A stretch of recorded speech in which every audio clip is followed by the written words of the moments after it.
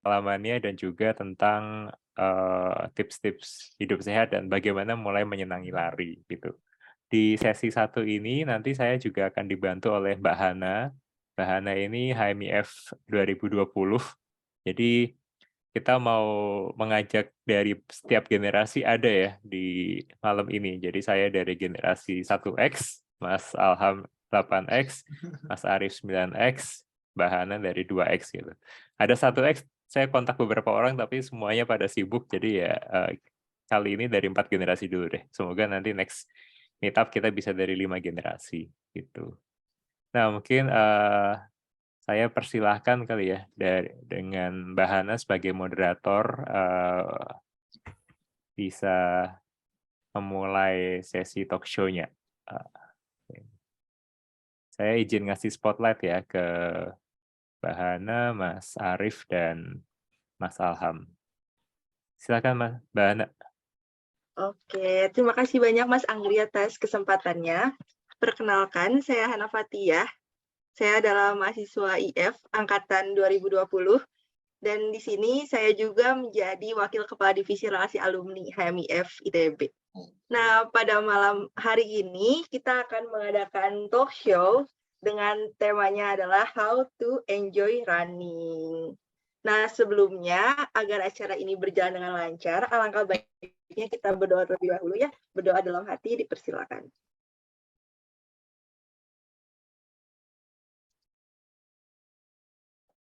Oke, karena sudah bersemangat, mungkin mari kita sambut pembicara kita di malam hari ini. Sebelumnya ingin menyapa-nyapa dulu ya pembicara kita di malam hari ini. Yang pertama ada Bapak Alham Samudra, alumni Informatika Angkatan 87.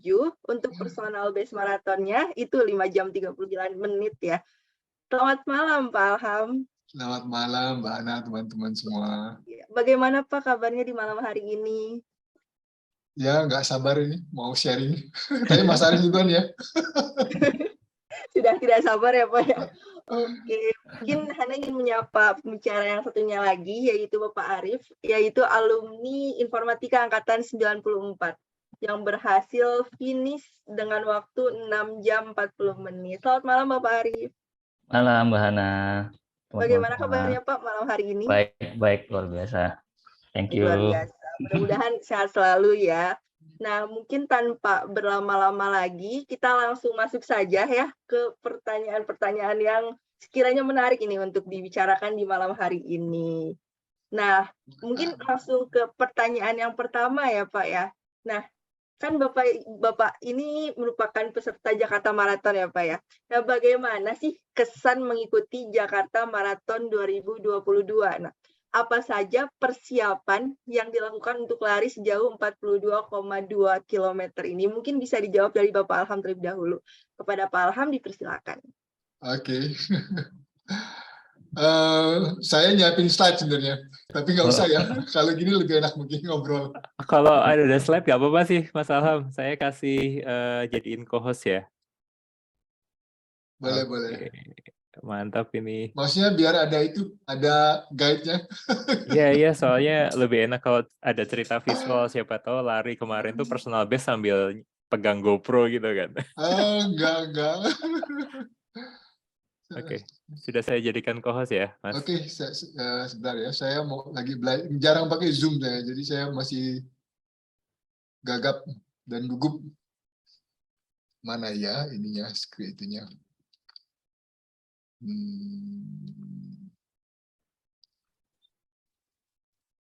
Nanti salah share.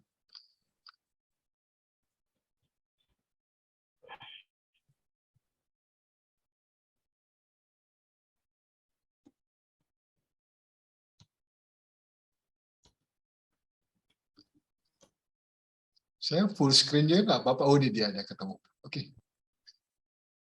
Saya share. Kelihatan ya? Masuk, Pak. Kelihatan ya? Oke. Oke, jadi saya mulai ya cerita ya. Jadi saya tuh mulai resmi gitu, latihan untuk Jakmar itu mulai, saya lihat lagi, ini kalender saya, jadi mulai tanggal 25 Juli saya tuh start untuk latihan. Saya targetnya waktu itu 12 minggu ya latihan sampai dengan tanggal 16 Oktober. Tapi kurang beruntung itu di tengah-tengah itu dekat-dekat akhir habis ITB Trail Run itu pulang saya kena COVID. Jadi saya istirahat 2 minggu, nggak latihan kan, recovery. Setelah itu bisa recovery ya pelan-pelan seminggu pertama terus balik normal lagi. Jadi saya pakai Macmillan Running Marathon Training Plan ya. Itu saya beli aja di website. Dulunya saya download yang free untuk latihan maraton. Tapi sekali ini saya mau coba yang berbayar. Saya mau tahu hasilnya lebih bagus. Ternyata enggak ya. Jadi menu latihannya itu 4 kali lari, saya seminggu ya. Saya easy sekali, terus saya latihan stride atau daki ya, atau tempo sekali, easy lagi Sabtu, terus minggunya saya long run. Dan satu hari saya alokasikan buat strength training.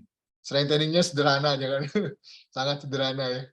Jadi akumulasi jarak itu per minggu sekitar 35 sampai 70 km kan, mendekati minggu-minggu sebulan terakhir mulai peaking ya 50 di atas 50 gitu seminggunya. Nah, yang saya sebut easy itu ya 30 menit sampai 90 menit, pace-nya 7 sampai 7:45 kadang lebih juga gitu. Kalau long run saya usahakan 2,5 jam sampai 3,5 jam, pace-nya 7:30 atau 8 menit per kilo. Kalau tempo itu cepat tapi pendek aja waktunya 20 menit sampai 30 menit. Sebelumnya warming up sama cooling down ya. Nah, ini di hari H-nya seperti apa hari H-nya. Jadi saya pagi bangun jam 3 gitu langsung pakai perlengkapan lari, bawa sarung ya. Saya bawa bekalnya, bawa minum aja 300 ml karena dengar-dengar kan ini takutnya panitianya nggak beres gitu, maksudnya water stationnya kurang dan sebagainya. Saya bawa cadangan aja tempat minum 300 ml diisi air diaduk sama madu gitu, 2 sendok. Saya bawa dodol piknik 2. Terus benar di sana pas di venue-nya itu susah cari, nggak ada tempat sholat gitu, nggak ada tenda yang untuk sholat seperti jakmar sebelumnya ya. Jadi sholat aja di jalan gitu. Untuk bawa sarungnya ditinggal aja. Ya habis itu langsung di standby di finish. Ini foto saya sama anak 97, 5 menit teknik fisika, ketemu di sana. Untung satu-satunya foto ini akhirnya. Nah, ini rencana saya bikin plan ya supaya nggak terlalu, biasanya orang terburu nafsu di awal-awal itu ngebut sehingga belum setengah jalan sudah habis tenaganya ya, sudah ngezong. Jadi saya split aja ini, jadi sebenarnya tiga segmen gitu ya, segmen 15 kilo pertama, 15 kilo kedua, terus yang terakhir 12 kiloan gitu ya. Tapi saya start 5 kilo pertama sangat diusahakan supaya sangat slow ya, 7:30 sampai 8 gitu. Jadi ini split pace-nya rata-rata ya, ini di kilometer 0 sampai 5 segini, 6 sampai 14 segini, dan seterusnya ya.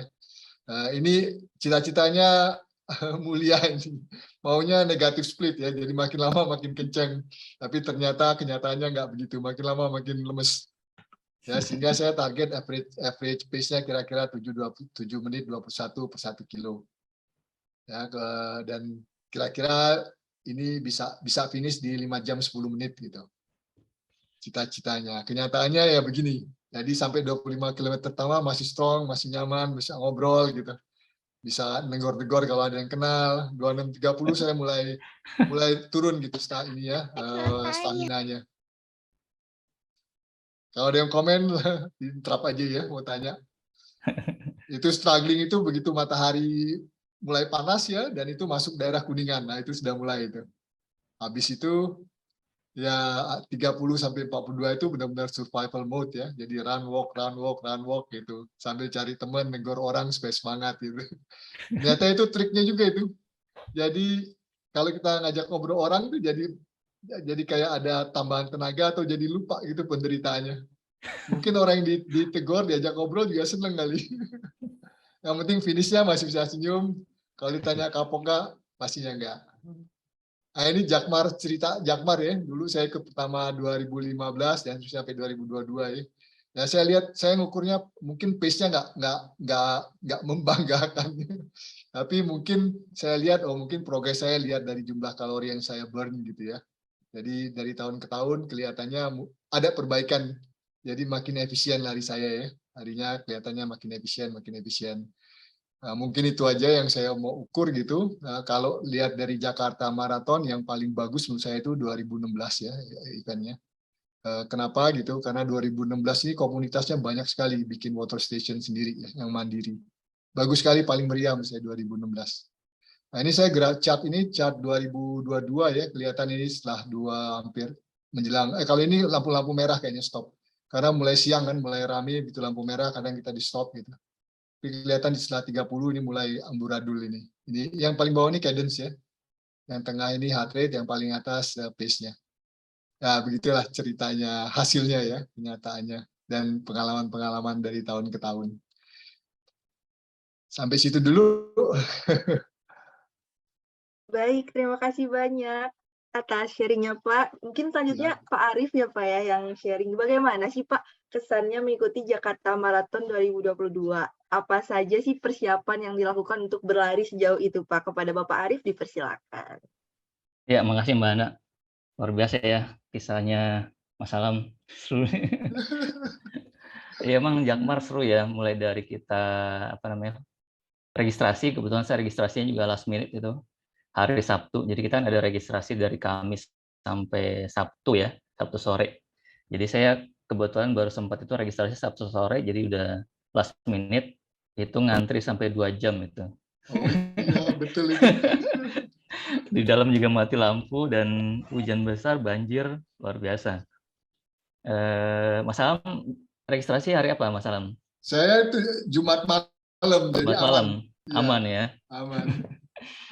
Jadi saya baru pulang itu Isya ya, Sabtu Isya udah baru pulang sampai rumah.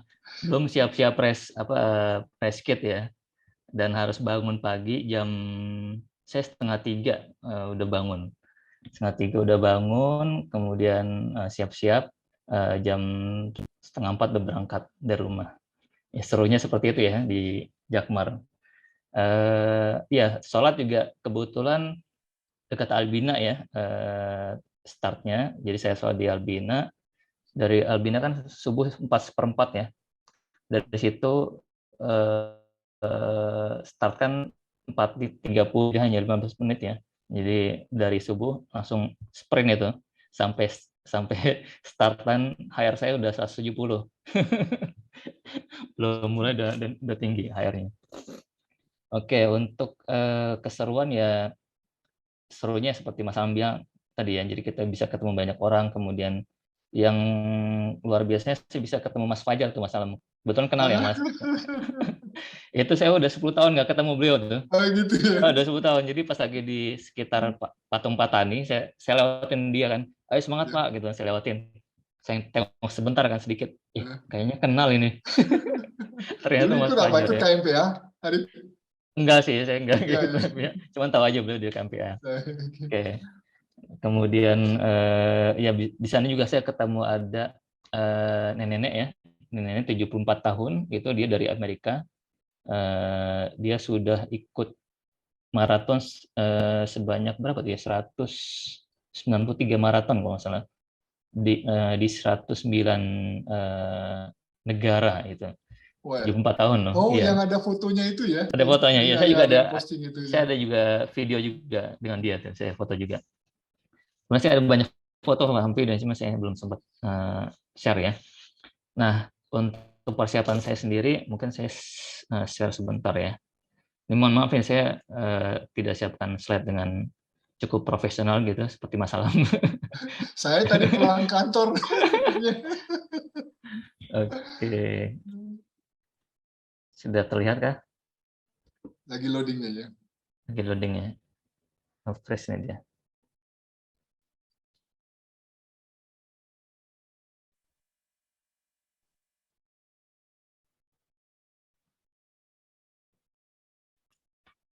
Lalu? Di saya juga masih loading. Masih loading ya? Di saya layarnya nge-freeze nih. Tapi masih kedengeran ya? Suara kedengeran. Kedengeran ya? Masuk suaranya. Oke, tapi gambarnya fresh juga ya? Mungkin sambil saya bicara aja yang apa ya. Jadi, Ya. jadi saya mulai latihan untuk Jakmar ini di bulan Oktober 2021, jadi tahun lalu. Nah, itu saya baru mulai lari lagi Mas Alam. Jadi sejak COVID ya, jadi saya sebenarnya sudah ikut maraton dari 2019, ikut Bandung Marathon, kemudian 2020 di bulan Januari saya ikut Tahura Trail. Nah, ini udah masuk ya. Ini sedikit cerita, ini sedikit cerita lari saya. Saya pertama kali lari itu ikut race 2014 10K. Nah, ini Pak, saya pakai metode apa ya?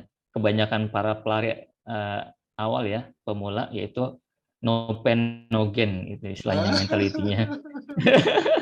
Jadi pokoknya hajar terus, setiap kali latihan hajar terus gitu kan, sampai maksimal. Jadi saya 10K itu pertama kali race langsung sub 60 nih, langsung pace 5 nih saya. Tapi begitu finish langsung pingsan. Langsung pingsan. Pokoknya ini luar biasa nih, parah ini. Kemudian dari situ saya semacam agak kapok gitu ya, ikut race ya. Semacam tidak menikmati karena benar-benar parah itu kejadiannya. Karena pingsan itu, kemudian vakum. Nah, mulai lari lagi 2018. Nah, itu saya lari lagi dan bisa half marathon. 2019 juga half marathon lagi, dan langsung setelah itu langsung maraton PSBM di Bandung dan langsung Tahura 42K trail run. Nah, setelah itu kan ini pandemi ya. Pandemi ini saya langsung vakum 1,5 tahun. Benar-benar mager nih gara-gara isolasi ke bawah sampai 1,5 tahun, dan baru mulai lagi itu Oktober. Nah, Oktober itu saya baru mulai lari itu mulai dari 4 kilo aja nih Mas Alam. Jadi saya benar-benar 4 kilo aja udah ngos-ngosan gitu, udah sakit ya. Jadi saya punya isu pelantar ya, pelantar karena hasil dari maraton pertama yang kurang persiapan. Nah, tapi saya mulai dengan metode MAF ya, karena pelantar isu itu. Jadi metode MAF ini adalah lari dengan di bawah heart rate-nya itu di bawah 180. Jadi rumusnya 180 kurang usia ya. Jadi saat itu usia saya 45. Jadi saya harus lari di bawah 135. Jadi saya waktu itu larinya masih pace 12 loh, bayangkan. Sabar bener ini. Sabar bener. Ini banyak jalan yang daripada larinya. Nah, alhamdulillah dari sini mulai dengan 25 kilo seminggu ya. Kemudian lama-lama pace-nya naik dari 12 jadi 11, jadi 10. Mileage-nya juga dari 25K naik jadi 30, 35 sampai 40 sampai ke sempat 50 ya. Sampai 50 sekitar 3 bulan lalu lah. Nah, setelah itu ketemu dengan ITB Trail Run ya, jadi saya sempat tapering dan seterusnya recovery, jadi turun mileage-nya. Nah, dari sinilah sebenarnya kalau teman-teman misalkan mau ikut maraton, syarat paling minimal sih kalau bisa seminggu itu bisa 40 sampai 50 ya paling minimal ya. Tapi kalau bagusnya itu kalau bisa sampai 70 seperti Mas Alham tuh, itu benar-benar cukup lah, ya memadai lah. Kalau 40-50 itu istilahnya kalau bahasa Arab tuh makbul, pas-pasan gitu ya, pas-pasan. Kalau mau lebih bagus yang mencukupi itu 70 minimal, kalau bisa 70-80 gitu yang bagusnya. Ya kira-kira itu mungkin persiapan saya menuju Jakmar. Makasih Mbak Hana. Oke, baik. Terima kasih banyak Pak Arief atas sharingnya. Terima kasih banyak juga Pak Alham atas sharingnya. Mungkin bisa disimpulkan bahwa latihan dari jauh-jauh hari itu tuh merupakan salah satu strategi atau persiapan kita sebelum lari, karena konsistensi itu adalah kunci gitu ya. Nah, kalau misalnya dari Pak Arief sendiri, ada metodenya itu pakai metode MAF dengan ukuran BPM-nya sebesar 180 min usia. Seperti misalnya saat minimal maraton tuh sejauh 40-50 per minggu, atau mungkin bisa 70 biar kuat gitu ya. Nah, untuk kesan Jakarta Marathon sendiri itu seru banget karena bisa ketemu banyak orang. Mungkin itu yang bisa Hana simpulkan ya sejauh ini.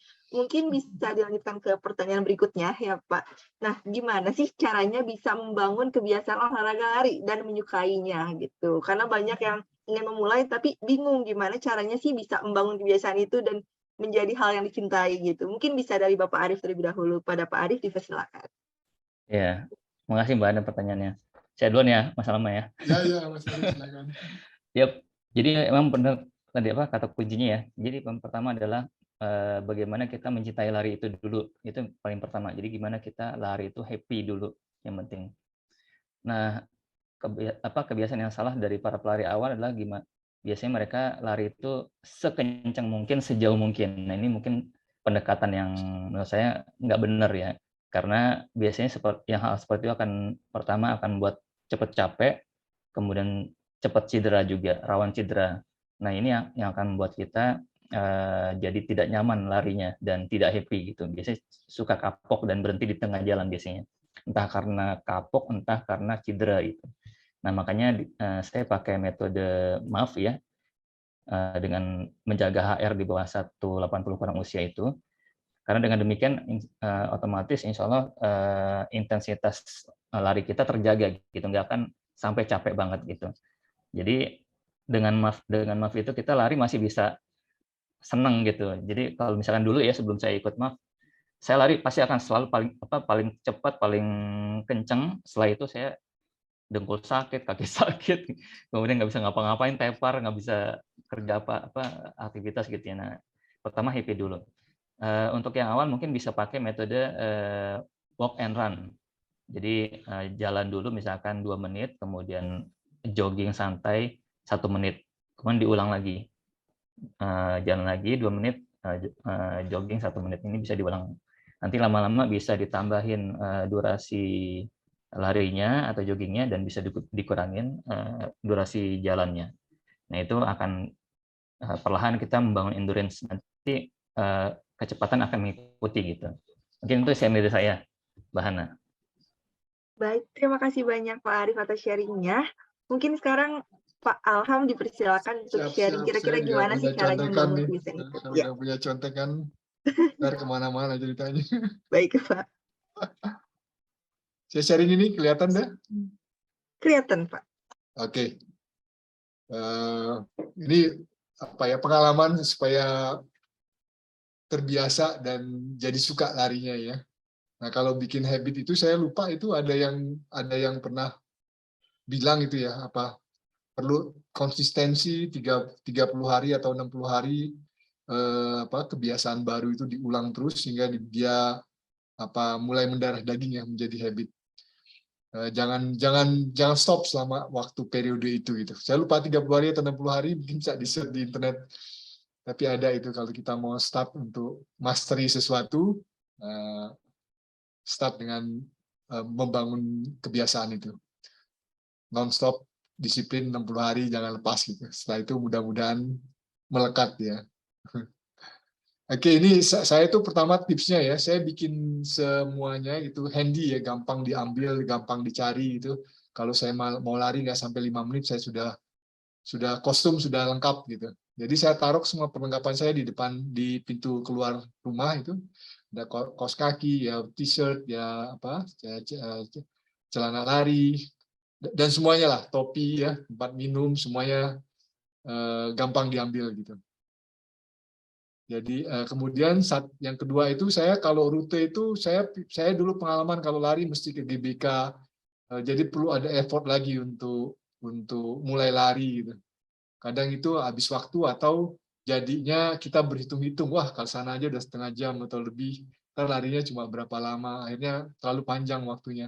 Jadi saya sederhanakan aja, pokoknya rute lari saya itu begitu saya pakai baju, buka pintu, itulah rute lari saya. Jadi saya larinya sekitar rumah aja, keliling aja dari rumah, ya kemana suka-suka aja gitu. Kalau larinya mulainya pagi kan, kita lebih leluasa kan, mau ke mana, ke arah pasar, ke arah mana lah gitu. Apalagi kalau hari Minggu ya.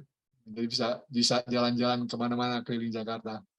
Kemudian kalau hari kerja, kalau lari itu jangan berlebihan sehingga kita capek untuk bekerja, sehingga kita kapok gitu ya.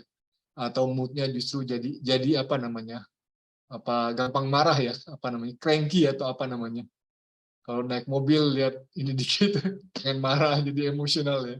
Ya jangan berlebihan kalau hari kerja, karena kita nggak sempat istirahat kan. Kalau hari weekend gitu kita kalau capek kita bisa istirahat, jadi emosinya bisa ini lagi reda lagi. Kemudian kalau yang strength core itu jangan lama-lama. Saya seminggu sekali gitu dan nggak perlu equipment ya, cukup misalnya plank, lunges gitu ya, cukup misalnya dari sini ini udah squat ya, gitu, terangkat kaki satu gitu kan, squat itu berat juga, 30 menit gitu, pokoknya sangat simpel. Kemudian istirahat harus cukup, karena kalau kita paksakan kurang istirahat terus lari, pasti capek sekali kita, dan kualitas latihannya juga pun nggak sebaik kualitas kalau badan kita lagi segar gitu ya. Terus saya usahakan kalau lari, hal pertama yang dilakukan pagi ya habis sholat itu adalah lari. Ya, badan lebih segar, dan saya nggak ada alasan kalau nggak lari kalau schedule saya lari gitu. Jadi saya paksakan, kecuali kalau sakit atau kurang tidur. Kalau kurang tidur justru saya nggak mau, karena percuma terus recovery-nya lebih lama. Nah ini bonus yang lain-lain, pilih pace yang nyaman tuh kata Mas Arief, jangan maksa ya. Kemungkin kalau umurnya bertambah atau pengalamannya makin banyak, makin menyadari gitu.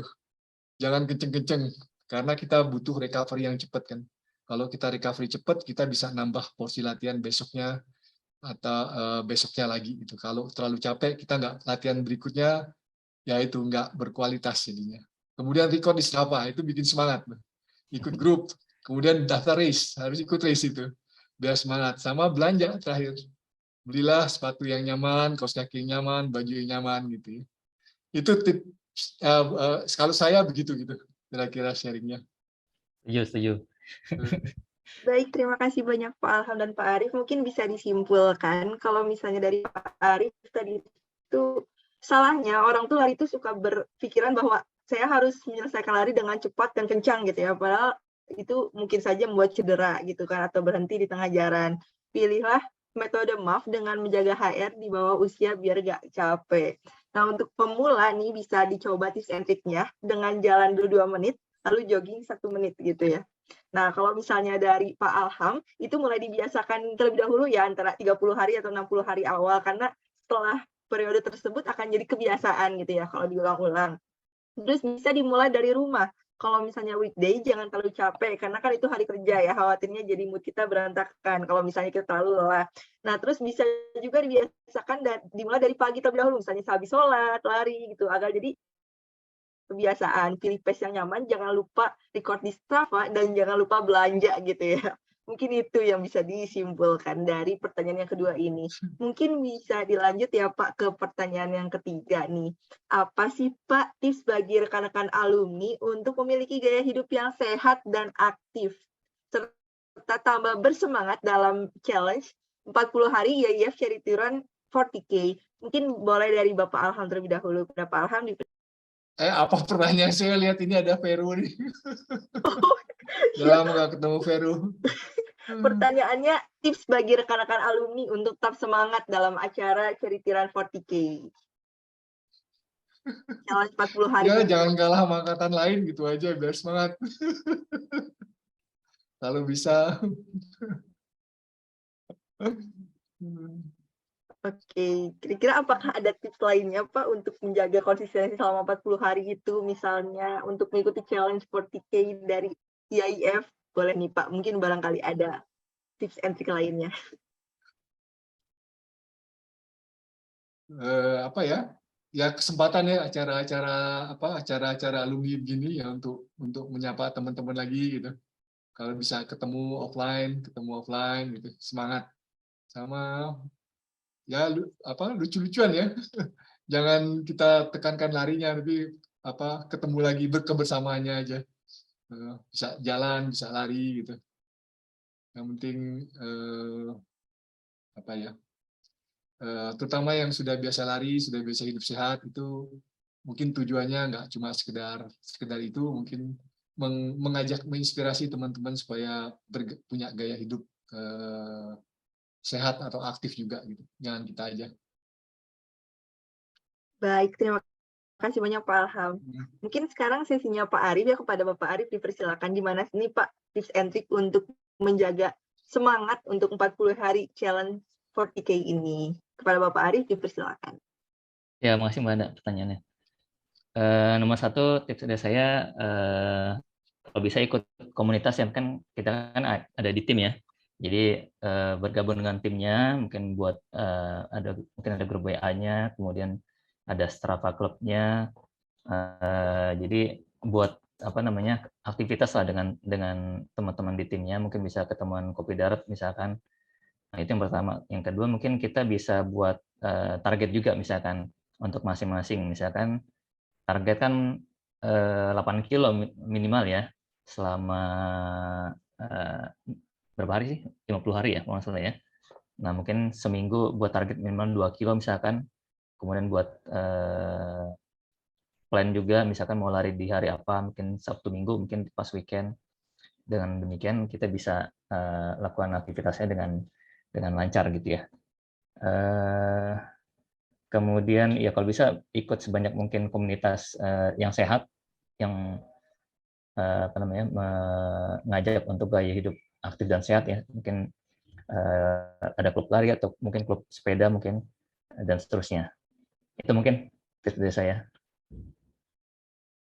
Baik, terima kasih banyak Pak Arif atas jawabannya. Terima kasih banyak juga Pak Alham atas jawabannya. Mungkin kesimpulannya itu adalah ya jadi karena event ini sebagai event temu kembali gitu ya bersama teman-teman alumni IAIF gitu kan. Nah, jadi temukan kebersamaannya. Jadi jangan mau kalah sama angkatan lain intinya. Jadi setiap angkatan memperebutkan challenge terbaik gitu ya. Nah, terus kalau tips dari Pak Arif itu ikut komunitas gitu ya, karena biasanya kalau misalnya ada teman jadi terpacu gitu ya, dan lebih bersemangat lagi dibandingkan kalau misalnya cuma sendirian, kayak misalnya punya target pribadi lari tapi nggak ada yang dukung, nggak ada support system, itu biasanya nggak jadi larinya. Kalau misalnya komunitas biasanya saling reminder gitu ya, jadi lebih semangat lagi. Lalu jangan lupa juga untuk kayak kumpul-kumpul nih sama tim larinya, bisa kopdar gitu ya. Terus jangan lupa juga buat target selama 40 hari ini. Misal kalau misalnya 8 km gimana sih pembagiannya. Oke. Nah selanjutnya, terima kasih banyak ya sekali lagi untuk Pak Arif dan Pak Alham. Selanjutnya akan ada sesi Q&A. Bagi yang ingin bertanya mungkin bisa menyalakan mikrofonnya ya. Barangkali ada yang mau ngobrol secara langsung, boleh banget dengan menggunakan fitur raise hand. Kalau tidak nanti akan Hana bacakannya di kolom chat. Nanti seru-seruan kita di ITB UM ya, Desember ya. Yang tanggal 9 itu ya Pak ya? Tanggal 9 atau berapa itu? Lupa saya. Kalau nggak salah 9 sampai 9, 10, 11 ya. Iya. 9 sampai 11 itu yang buat intermediate level ke atas, Mas. Yang beginnernya biar yang charity run ini dulu. Oke, ya, benar. Charity dulu ya, benar. Ya, charity run ini buat beginnersnya dulu. Charity-nya persiapan. Yeah. Konsolidasi buat UM. Ya, sekalian recruiting orang-orang yang berpotensi.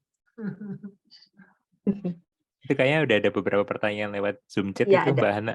Saya mau nanya dong, Mbak Hana, kalau boleh. Oh, tuh Mas Gagarin tuh. Ya, jadi tadi tertarik dari slide-nya Mas Alham nih mengenai progres Jakmar ya. Yang dilihat itu adalah kalori burn-nya ya Mas ya, bukan dari sisi pace-nya atau kalau jarak kan sama gitu kan. Nah, bagaimana kalori burn ini berdampak dengan apa ya? Mungkin metode larinya apakah memang ada perubahan dari Mas Alham sendiri atau mungkin memang karena sudah terbiasa jadi kalorinya jadi lebih rendah, lebih jago lah gitu ya, atau memang badannya lebih kurus sekarang jadi lebih enteng, atau gimana tuh Mas Alham? Itu benar semua tuh kayaknya. yang pertanyaan siapa ini? Hari Gagarin Mas. Oh, Gagarin, oke. Iya, saya ini saya aja mungkin salah juga. Saya menganggapnya kalori yang di burn itu menunjukkan peningkatan efisiensi lari saya. Jadi running ekonomi saya membaik gitu. Nah, membaik itu mungkin dasarnya itu adalah kardio yang bagus ya, kemudian running form yang membaik gitu ya, sama mungkin stamina atau kekuatan otot yang mulai membaik juga. Jadi saya mengukur progres saya itu gitu. Karena kalau pace sudah susah kayaknya, udah nyerah deh. Tapi terasa, apakah memang kalori itu yang penting, atau yang penting justru dilihat dari heart rate-nya? Let's say misalnya dengan pace-nya menurun tapi heart rate-nya tetap nih kayak metodenya Mas Arif gitu kan. Heart rate tetap tapi pace-nya lebih cepat. Jadi untuk mengukur kita larinya udah makin bener tuh gimana gitu Mas? Ya, kalau macam-macam orang mengukur ya. Kalau saya mungkin kesimpulan akhirnya running ekonominya ya. Jadi kalori yang di burn itu mestinya makin efisien gitu. Misalnya kalau kita lari running pace 7, half marathon, running pace 6, itu kelihatan gitu kalau kita semakin bagus kondisi badan kita gitu, mestinya dia semakin baik, semakin sedikit yang di burn gitu ya, sesuai dengan pace-nya. Nah, kalau ukuran physical effortnya itu ya, saya lebih soalnya saya mencoba kayak Mas Arief gitu ya, running dengan marathon itu saya pernah coba juga. Dan dulu saya lumayan lah gitu, bisa 10 kilo, bisa di bawah 140 gitu larinya. Tapi setelah pandemi itu saya kayaknya nggak mampu lagi tuh. Sehingga saya nyerah aja udah. Saya patokannya pace saja. Dan jaga-jaga heart rate-nya jangan sampai di atas 170, 180 malah gitu ya. Nah, selebihnya saya cuma mengandalkan ini aja, cadence ya. Cadence itu penting sekali buat saya, ya, itu karena cadence itu mungkin juga setara dengan power ya. Jadi kalau kita misalnya lari naik gunung gitu ya, kita bisa aja pace-nya menurun gitu ya, tapi cadence kita bisa tetap, kalau diukur powernya juga tetap itu. Jadi ekonomisnya jalan dan kita nggak takut sama uphill ya. Jadi kalau kita ketemu tanjakan itu nggak langsung blek nyerah gitu ya, atau mentalnya jatuh, justru enjoy kalau kita ketemu tanjakan karena kita mainnya di cadence. Udah terbukti nih kemarin di trail run kemarin. Iya, di WTR. trail run itu berasa itu ya. Mas Arif tahu itu. Itu Mas Gagarin. Mungkin nggak menjawab tapi. Menjawab sih Mas. Ya, terima kasih Mas Alam. Iya, salam. Oke, terima kasih banyak Mas Gagarin atas pertanyaannya. Mungkin langsung dibacakan yang di kolom chat, sepertinya udah ada beberapa pertanyaan. Ini ada dari Bapak Beni Prijono. Mas Arief pas Jakmar juga pakai MAF. Gitu. Pertanyaannya kepada Mas Arief dipersilakan. Iya, kalau saat race itu MAF-nya bisa dimaafkan, Pak Beni. Jadi jangan, kalau udah pas race nggak apa-apa, jangan pakai MAF lagi. Maksudnya kan race kan nggak sering-sering ya. Jadi paling setahun sekali 2 kali lah, seperti saya. Jadi nggak masalah kalau kita saat race itu kita di atas MAF kita. Jadi yang masalah ketika di atas MAF kita itulah kita akan mengajarkan tubuh kita tuh. Jadi kalau misalkan HR kita di atas MAF itu, kan kita bisa masuk ke zona anaerobik. Saat itu kita akan bakar energi itu dari gula gitu, dari gula. Sedangkan kalau MAF ini kan kita mengajarkan tubuh kita untuk bakar energi dari lemak ya. Jadi kalau kita bakar energi dari lemak, keuntungannya adalah kita bisa endurance lebih lama lagi karena pasokan lemak di tubuh kita tuh banyak gitu, bisa untuk memasok bisa berjam-jam, lebih dari 5 jam lah, bahkan bisa ratusan kilometer gitu.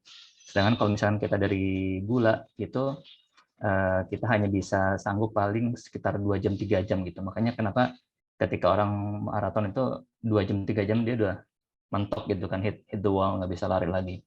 Itu karena kebanyakan itu mengandalkan gula untuk sebagai pasokan energinya. Nah, jadi kalau misalkan kita lebih sering di atas HR itu, MAF itu, maka kita akan mengajarkan tubuh kita bakar dari gula. Nah, jadi kalau misalkan cuma sekali-sekali sih nggak masalah ya. Apalagi makanya kalau misalkan di MAF itu kan dia ada periode eksklusif ya, 3 bulan pertama, 6 bulan pertama benar tidak ada di atas MAF-nya gitu, HR-nya. Tapi kalau misalkan sudah lewat dari itu bisa, nggak apa-apa. Misalkan udah lewat 6 bulan gitu ya, kita bisa seminggu sekali seperti Mas Alam bilang, kita lakukan interval atau tempo itu nggak apa-apa, boleh. Kalau sudah minimal 3 bulan, 6 bulan gitu ya. Tergantung masing-masing orang ya. Kalau saya kebetulan, karena saya merasa jadi pelari baru lagi ya, karena vakum 1,5 tahun saat pandemi, saya merasa sebagai pelari baru, makanya saya sampai saat ini sih masih MAF terus nih. Padahal sih alasan ya, karena malas cepet-cepet gitu maksudnya. Nah, tapi mungkin dalam beberapa bulan ke depan, insya Allah saya akan mulai untuk latihan interval, mulai kenceng-kencengan dikit lah, seminggu sekali nggak apa-apa. Gitu Mas Beni. Jadi kalau race nggak apa-apa, jangan pakai MAF lagi. Dong, Ben.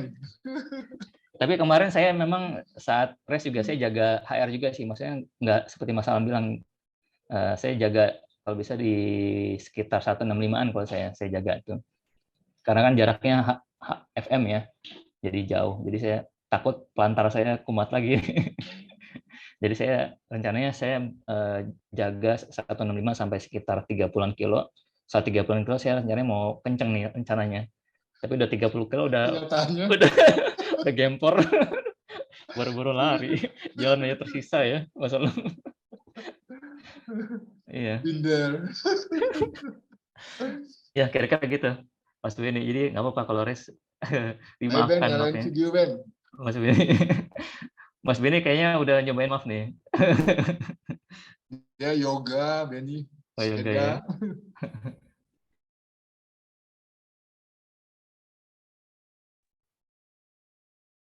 Oke, terima kasih banyak Pak Arief atas jawabannya. Terima kasih banyak juga Pak Beni atas pertanyaannya. Nah, oke, ini ada pengumuman ya, berupa dapatkan kode Runners Jersey Limited Black Edition bagi 5 postingan terbaik. Caranya, tuliskan apa saja lesson learned yang Anda dapatkan dari sharing session malam hari ini. Silakan tambahkan foto atau screenshot yang relevan, post di Instagram Stories atau feed, dan tag @IAIF_ITB. Mungkin selanjutnya akan Hana bacakan pertanyaan berikutnya ya, akan dipilih-pilih dulu. Ini pertanyaannya banyak ya, ramai sekali, komentarnya mantap. Sangat semangat berlari.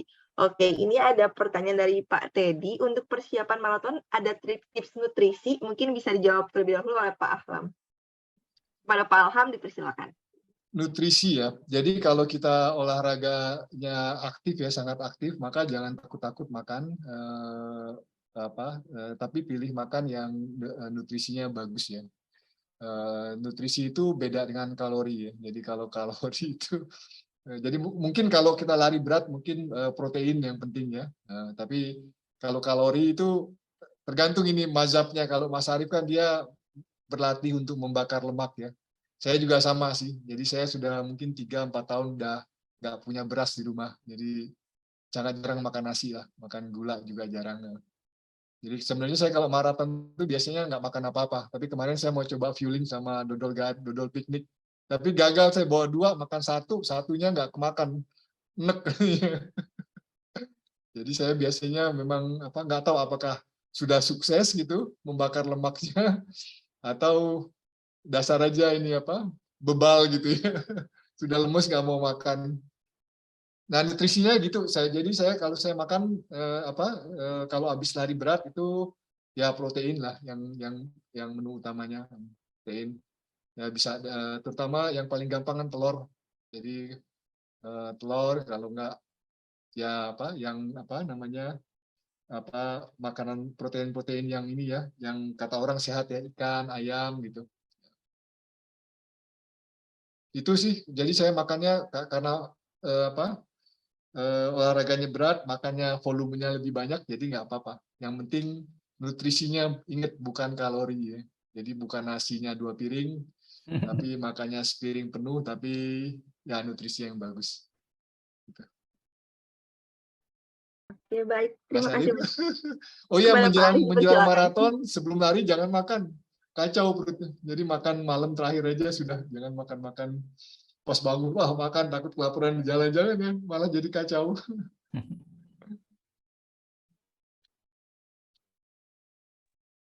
Oke, mungkin kepada Pak Arief dipersilakan. Terima kasih banyak Pak Alham atas jawabannya. Iya, sama-sama. Luar biasa, Mas Lam udah punya beras lagi ya di rumah. Ya, saya juga udah mulai, saya masih ada beras sih, cuman saya campur beras merah dan putih ya. Jadi biar Indonesia gitu, maksudnya merah putih. Apalagi. Jadi tipsnya untuk nutrisi, memang seperti Mas Lam bilang, jadi kalau bisa kurangi yang namanya karbohidrat sederhana. Jadi karbohidrat sederhana itu seperti nasi putih, kemudian tepung-tepungan ya, kayak kue-kue gitu. Nah itu kalau bisa kurangin lah ya. Bukan dilarang tapi kurangin, batasi. Kemudian perbanyak protein seperti Mas Lam bilang, jadi seperti ayam, ikan, kemudian juga sayur-sayuran dan buah-buahan ya. Nah untuk di maraton sendiri saya juga nggak makan berat sih, ketika sebelum maraton saya itu pas bangun saya makan satu lembar roti apa namanya, roti gandum pakai selai kacang, kemudian sama telur rebus aja udah. Sama saya minum nutrisinya Herbalife itu ada, jadi isinya protein sama karbohidrat kompleks ya. Udah itu aja. Terus sama bekal minumnya ada tehnya, ada tehnya teh sama apa namanya, campur madu juga, sama campur madu. Sepanjang maraton itu saya juga saya bekal kurma sih, jadi setiap sepanjang 10 kilo pertama sih saya cuma makan 3 kurma aja, 3 butir kurma. Setelah itu saya makan Strive bar 1, kemudian gelnya Strive itu 2, kemudian pisang 2. Jadi banyak juga makannya ya. Jadi saya cukup penuh juga itu ketika maraton tuh. Bukannya lari malah ngunyah mulu. Jadi gitu. Jadi saking takut kehabisan energi ya. Jadi kan saya masih masa belajar bakar lemak nih. Kalau masalah mungkin udah bertahun-tahun, jadi udah cukup bagus sih. Kalau saya masih baru mulai nih, baru setahun soalnya. Jadi masih banyak mengandalkan gula juga sepertinya. Ya kira-kira gitu mungkin. Jadi pisang 2 tuh selama race ya. Ketika finish dikasih pisang lagi, saya nggak mau lagi, udah nggak mau lihat pisang lagi. Oke, mungkin gitu Mbak Ana.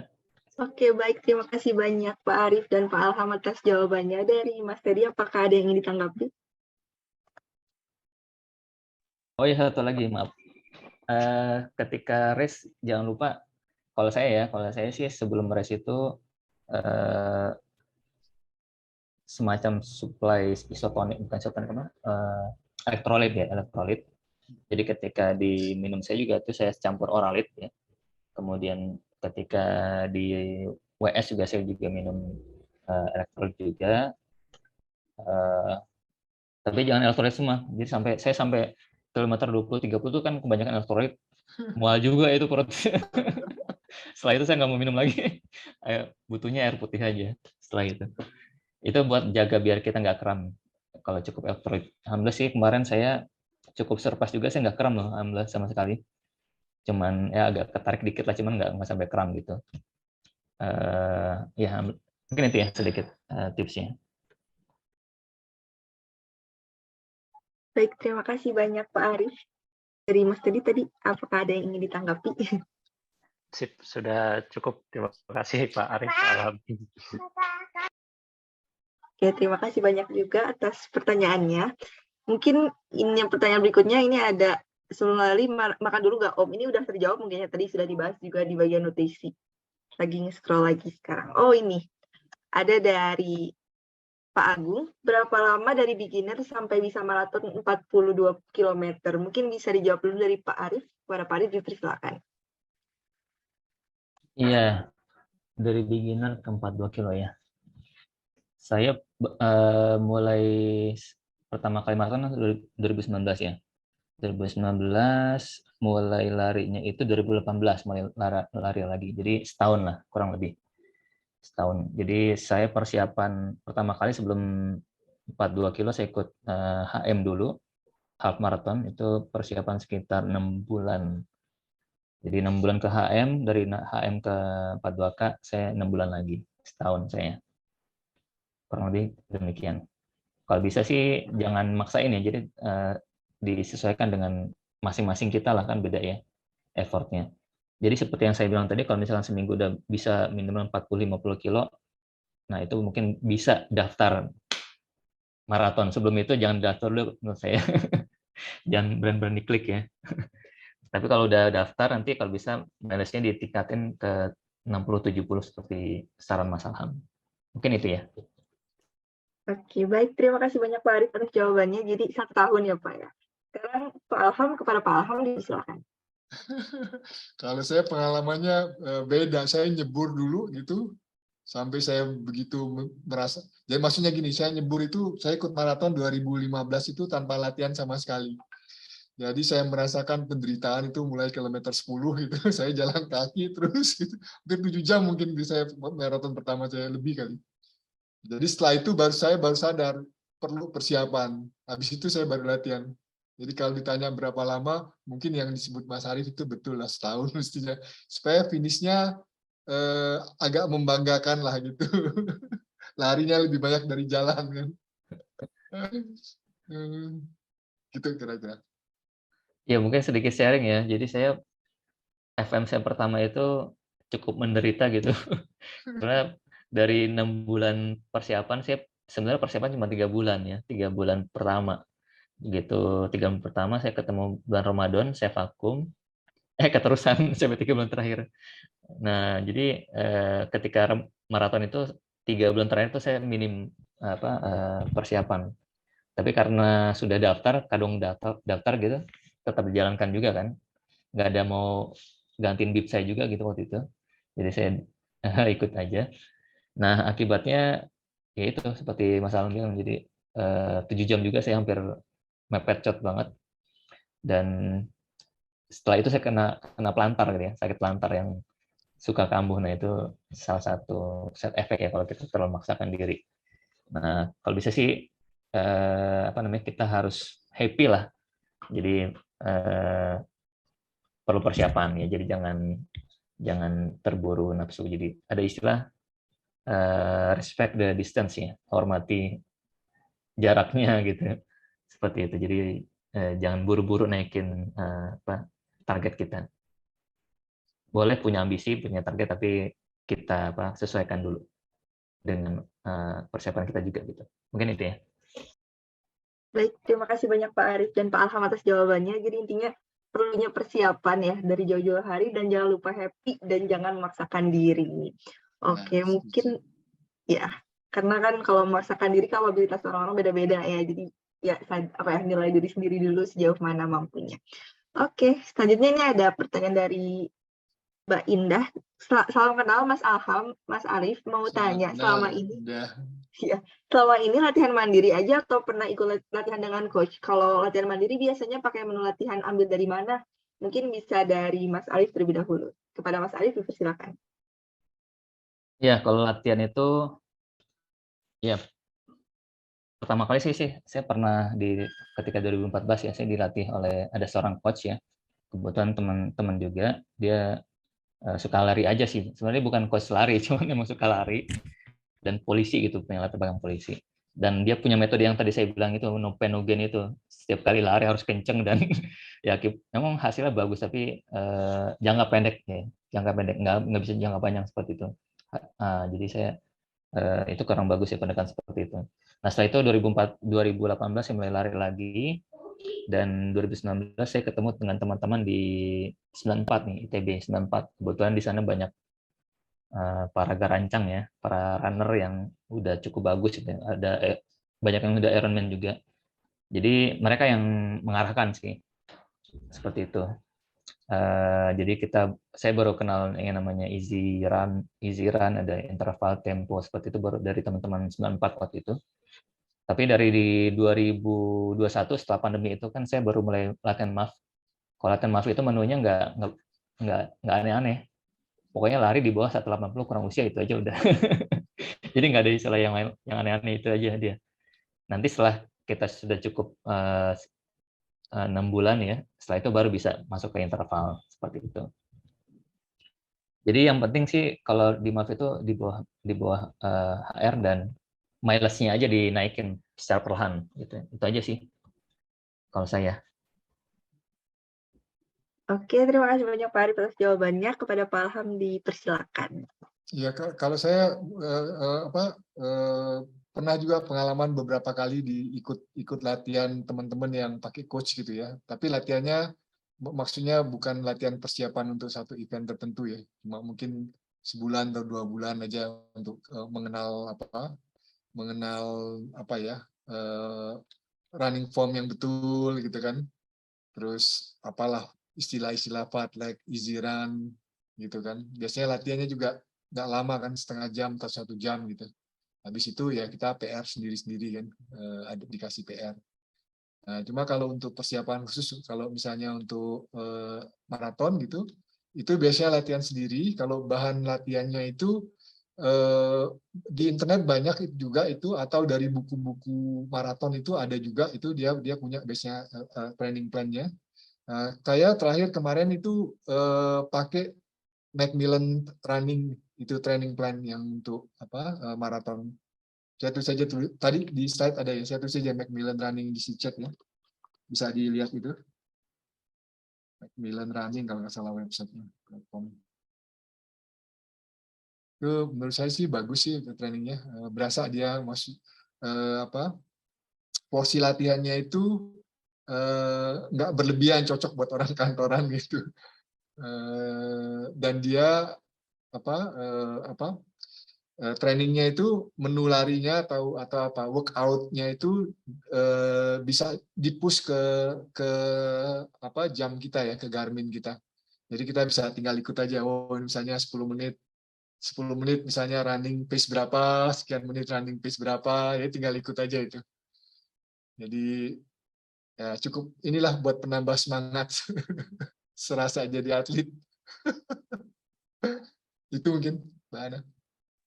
Baik, terima kasih banyak ya Pak Alham dan Pak Arif atas jawabannya. Saya boleh nambahin sedikit, mumpung saya ingat.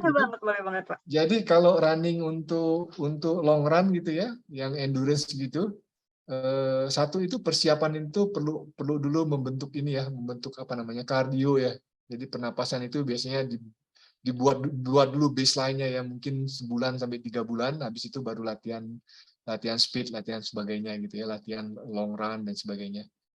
Tapi yang pertama itu membentuk base itu ya ringan-ringan aja, mungkin setengah jam, sejam, tapi rutin 3-4 kali.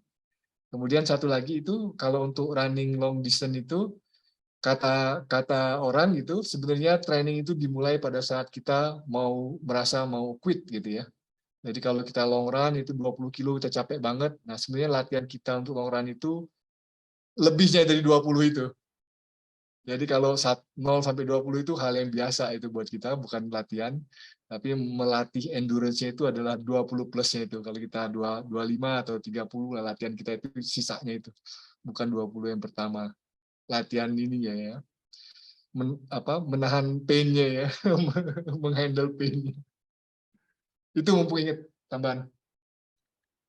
Baik, terima kasih banyak Pak atas jawabannya.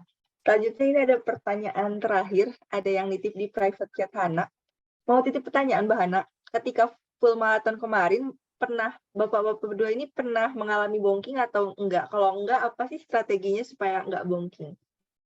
Pak, mungkin bisa dari Pak Alham terlebih dahulu, pada Pak Alham dipersilakan.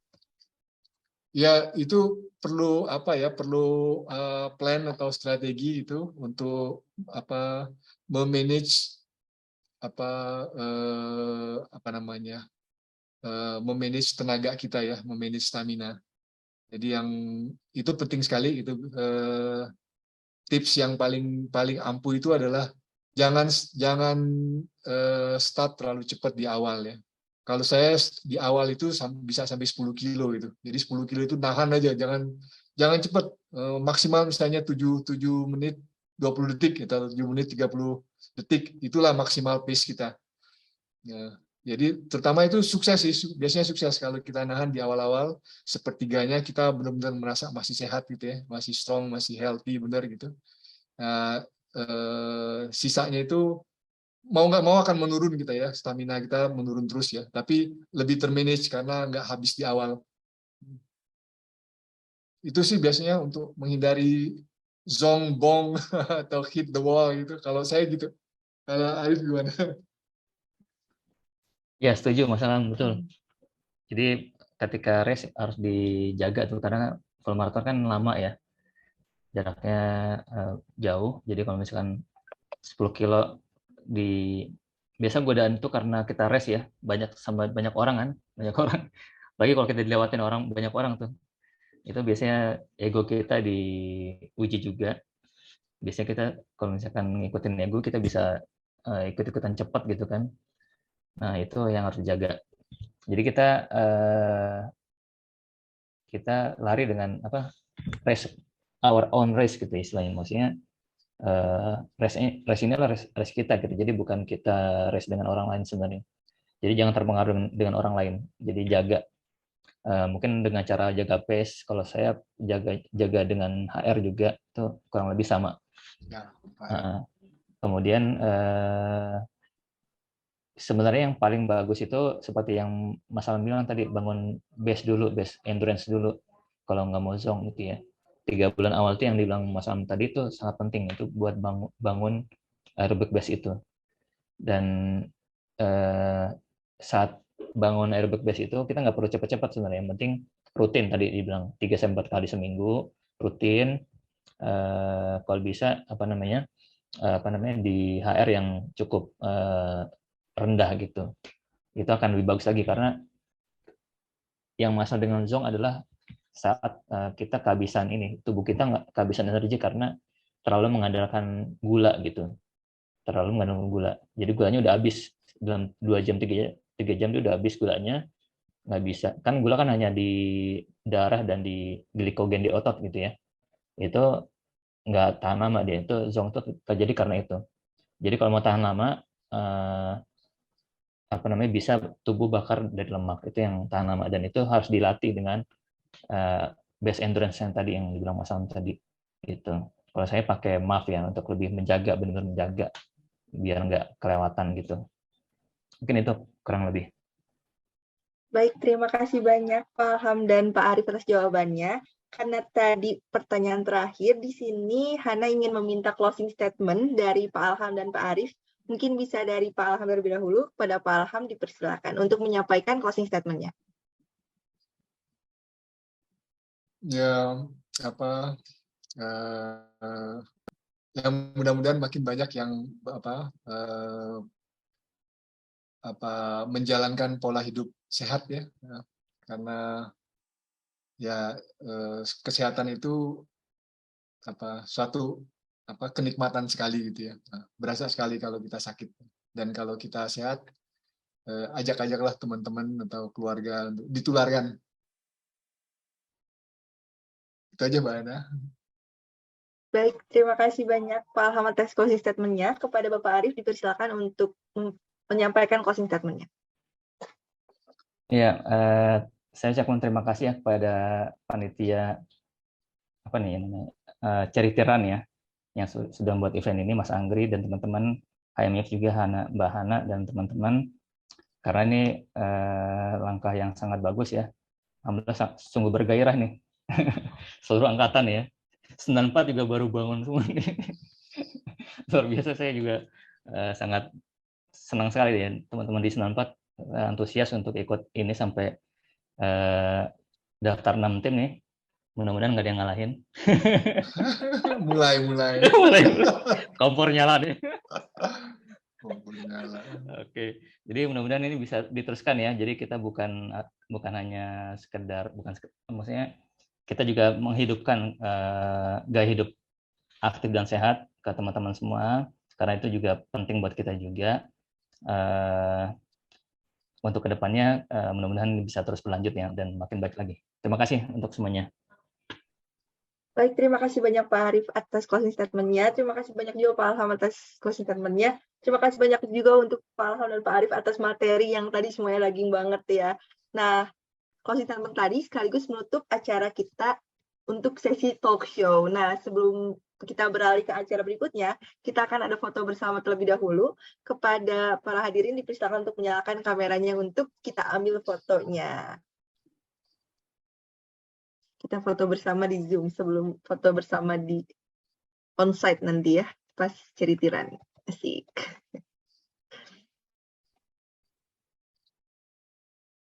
Karena ini ada banyak ya, jadi kita ngambil fotonya 3 kali. Ini masih di soal penjualannya. Oke, saya remove spotlight-nya. Ya, 3 kali ya. Ini yang pertama dulu. 1, 2, 3. Oke. Slide kedua. Siap-siap. 1, 2, 3. Slide ketiga. Siap-siap. 1, 2, 3. Oke, sip. Terima kasih banyak buat Mas Alham, Mas Arif, dan Mbak Hana untuk sesi talk show-nya pada malam hari ini. Nanti buat teman-teman yang tadi telat datang, kita juga sudah merecord sesi talk show tadi, supaya nanti kita bisa share di YouTube dan bisa jadi penyemangat buat teman-teman semua ikut aktivitas dari Tiran. Ke Mas Cahyo aja dulu untuk sambutan dari Ketua IAIF. Silakan Mas Cahyo.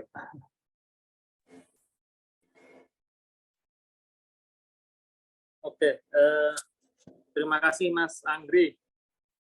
Selamat malam teman-teman semua. Assalamualaikum warahmatullahi wabarakatuh. Salam.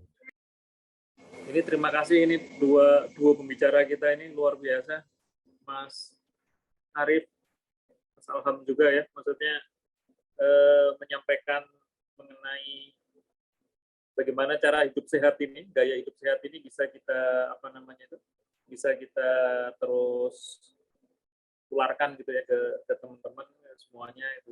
Tadi luar biasa tuh, nggak kenal semua saya kayaknya istilah-istilah detail ini ya, istilah detail lari tadi itu. MAF gitu dan seterusnya gitu. Tapi di samping ada teman-teman yang sedemikian jauh sudah itu maraton dan lain sebagainya, ini juga kita dengan Cartiran ini kan Mas Anggri dan teman-teman ini panitia itu berusaha untuk mengajak gimana caranya yang sudah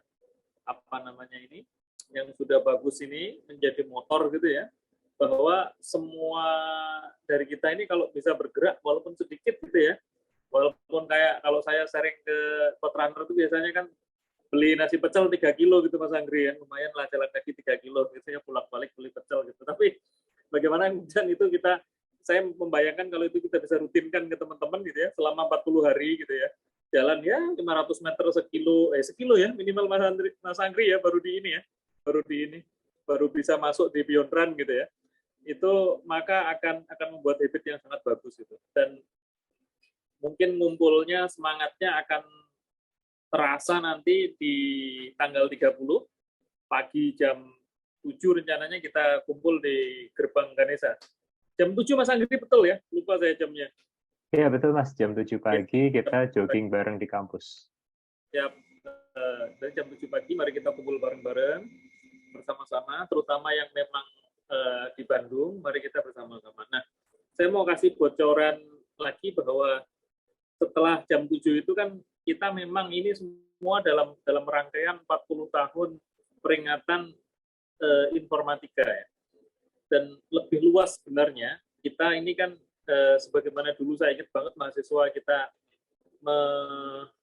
merayakan 20 tahun pendidikan informatika di Indonesia, maka pendidikan tinggi informatika di Indonesia pada tahun ini juga 40 tahun ini adalah bukan hanya IADTB gitu, bukan hanya jurusan informatika tapi juga se-Indonesia. Nah, di rangkaian itu kita sudah mulai dari sejak Agustus, Mas Puja handle keseluruhan, Mas Anggri di Caritiran gitu, dan kemudian salah satu yang kita usung tanggal 30 ini pagi kita ada kick off Caritiran, siangnya ada conference, nah sorenya itu kita malamnya ada konser. Nah, sorenya yang ingin saya sampaikan bahwa sorenya akan ada reuni.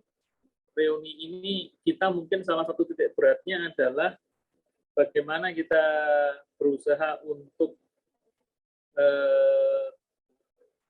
menghargai ya, memberikan apresiasi dan saling sharing itu dengan para senior-senior kita yang mengalami 40 tahun dulu, 40 tahun yang lalu gitu, beliau-beliau berada di fase-fase awal pendirian informatika ITB, yang juga berarti mengawali informatika di Indonesia, yang ada yang jadi dosen gitu ya, ada yang menjadi mahasiswa di awal-awal. Mungkin bocoran dari panitia yang sedang digodok ini salah satu dosen senior, satu termasuk juga profesor senior kita untuk bisa memberikan sharing dan wejangan itu kepada kita semua pada fase itu. Terus kemudian juga yang angkatan 80-an awal, mungkin diwakili beberapa juga mungkin nanti akan ada yang menyampaikan gitu, dialog gitu ya. Jadi antara yang senior, yang muda, yang dulu jadi dosen gitu, sehingga mungkin ini menjadi lebih bermakna bahwa bagaimanapun kita harus mengakui peran keilmuan kita ini ternyata makin hari kan makin masuk, makin signifikan di kehidupan masyarakat secara umum gitu. Jadi saya mohon nanti tidak hanya, mari kita hadir pagi, tapi tidak hanya pagi, tapi siang dan terutama sorenya juga kita akan berusaha kumpul di Saung Ujo. Kita akan merayakan, memberikan apresiasi dan sebagainya kepada komunitas informatika kita. Dan juga ini Caritiran ini fokusnya Mas Anggri itu selalu bolak-balik adalah beasiswa, Mas ya. Bagaimana kita juga bisa bareng-bareng berkontribusi untuk beasiswa di IF dan STI untuk adik-adik kita yang sedang menempuh pendidikan, namun kemudian juga ada beberapa kebutuhan, ada beberapa kesulitan yang kita ingin secara bareng-bareng kita coba selesaikan bersama-sama gitu. Selain tanggal 30 nanti, maka selama 40 hari kita Caritiran, ya teman-teman ini kan sudah banyak yang ini, sudah banyak aktivisnya gitu.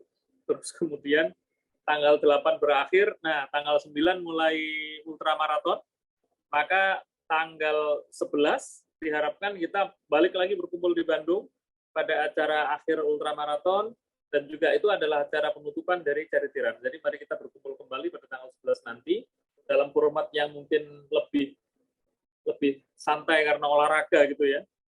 Akan tetapi kalau untuk yang tanggal 30 ini karena kita formatnya conference, format yang mungkin kita lebih ke reuni dan dialog mengenai keinformatikan ini yang hari ini sudah 40 tahun, sebuah angka yang harus kita maknai penting karena 40 tahun ini adalah ya kasarnya gimana ya, presiden itu kalau nggak 40 tahun nggak boleh jadi presiden gitu ya, 39 nggak boleh nyalon presiden, Mas Anggri gitu ya. Di sini siapa lagi ini? Apalagi ini ya Mbak Hana ya. Jadi nggak boleh nyalon presiden kalau belum usia 40 tahun gitu. Mungkin itu aja dari saya, teman-teman. Jadi mari diajak teman-temannya, mari diajak semuanya yang sudah semangat lari, ayo kumpul, ayo terutama yang ada di Bandung. Kalau tidak di Bandung, gimana sempatkan kita ke Bandung. Dan pagi kita Caritiran, kita start, kita berusaha untuk memberikan pesan, mari kita beralih ke gaya hidup sehat gitu. Dan kemudian mari kita lanjutkan lagi rangkaian 40 tahun informatika ini dengan di Saung Ujo siang dan terutama sorenya. Malamnya sih acara hiburan ya, maksudnya itu hadir akan lebih baik gitu, tapi nanti bisa lihat sikonnya. Itu mungkin dari saya, Mas Anggri. Kalau ada pertanyaan atau tambahan mungkin bisa sedikit, tapi ini kalau panjang-panjang ini Mas Anggri masih seru nih kayaknya. Dan banyak kapten tim yang kapten tim yang mungkin bertanya-tanya bagaimana teknisnya kita Caritiran ini gitu. Terutama beberapa yang ngincar podium ya Mas Anggri ya, ini udah cybornya kelihatan ini gitu. Oke, terima kasih dari saya. Selamat malam rekan-rekan semua. Wassalamualaikum warahmatullahi wabarakatuh. Ya, selamat malam Mas Cahyo. Terima kasih untuk ajakannya untuk nanti ikut Karnaval Informatika tanggal 30 Oktober di Saung Ujo. Jadi pagi kita jogging keliling kampus, ngopi-ngopi, habis itu siang sore kita ngumpul reunian, malam nonton konser Payung Teduh Pusakata. Gitu. Terima kasih banyak. Selanjutnya nih Mbak Hana juga ada titipan dari HMIF. Silakan Mbak Hana. Oke, jadi titipan dari HMIF ya, jadi bagi para alumni yang ingin bekerja sama atau sharing dengan teman-teman HMIF, dapat menghubungi saya di 0819563631, Hana dari Divisi Relasi Alumni. Di bulan ini rencananya ada Mas Anggri yang akan sharing alumni. Kita tunggu bulan-bulan berikutnya siapa yang akan sharing alumni. Mungkin untuk nomornya dikirim di kolom chat ya oleh Hana. Terima kasih banyak sebelumnya Kak, dan teman-teman semua, dan Bapak Ibu semuanya. Terima kasih banyak. Oke, terima kasih banyak Mbak Hana. Nah, ini sekarang masuk ke sesi yang udah ditunggu-tunggu nih dari teman-teman. Mas Eeng, silakan Mas Eeng. Ya, Ada lagi kah Mas Eng yang mau untuk share screen dari tim Beyond Run?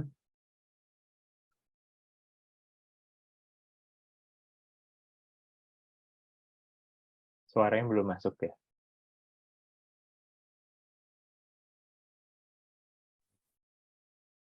Tes. Ya, sudah masuk. Oh, saja langsung kelihatan nggak ya share screen-nya? Kelihatan. Mungkin bisa tolong bantu slideshow, Mas. Saya buka dulu ya, Mas Eng ya. Oke, siap. Baik, terima kasih. Selamat malam teman-teman rekan-rekan peserta Informatika Caritiran 40K. Selamat malam. Jadi tadi kita sudah mendengar sharing session dari Mas Alham, Mas Arif gitu, terkait gimana pengalaman mereka bisa tamat 42 km di Jakarta Marathon dan juga sharing tips-tips gimana biar enjoy larinya. Nah, di Charity Run 40 hari ini, Virtual Run 40 hari, kita mau ngajak teman-teman semua yang baru memulai lari maupun yang sudah biasa lari untuk sama-sama kita punya gaya hidup sehat dan aktif.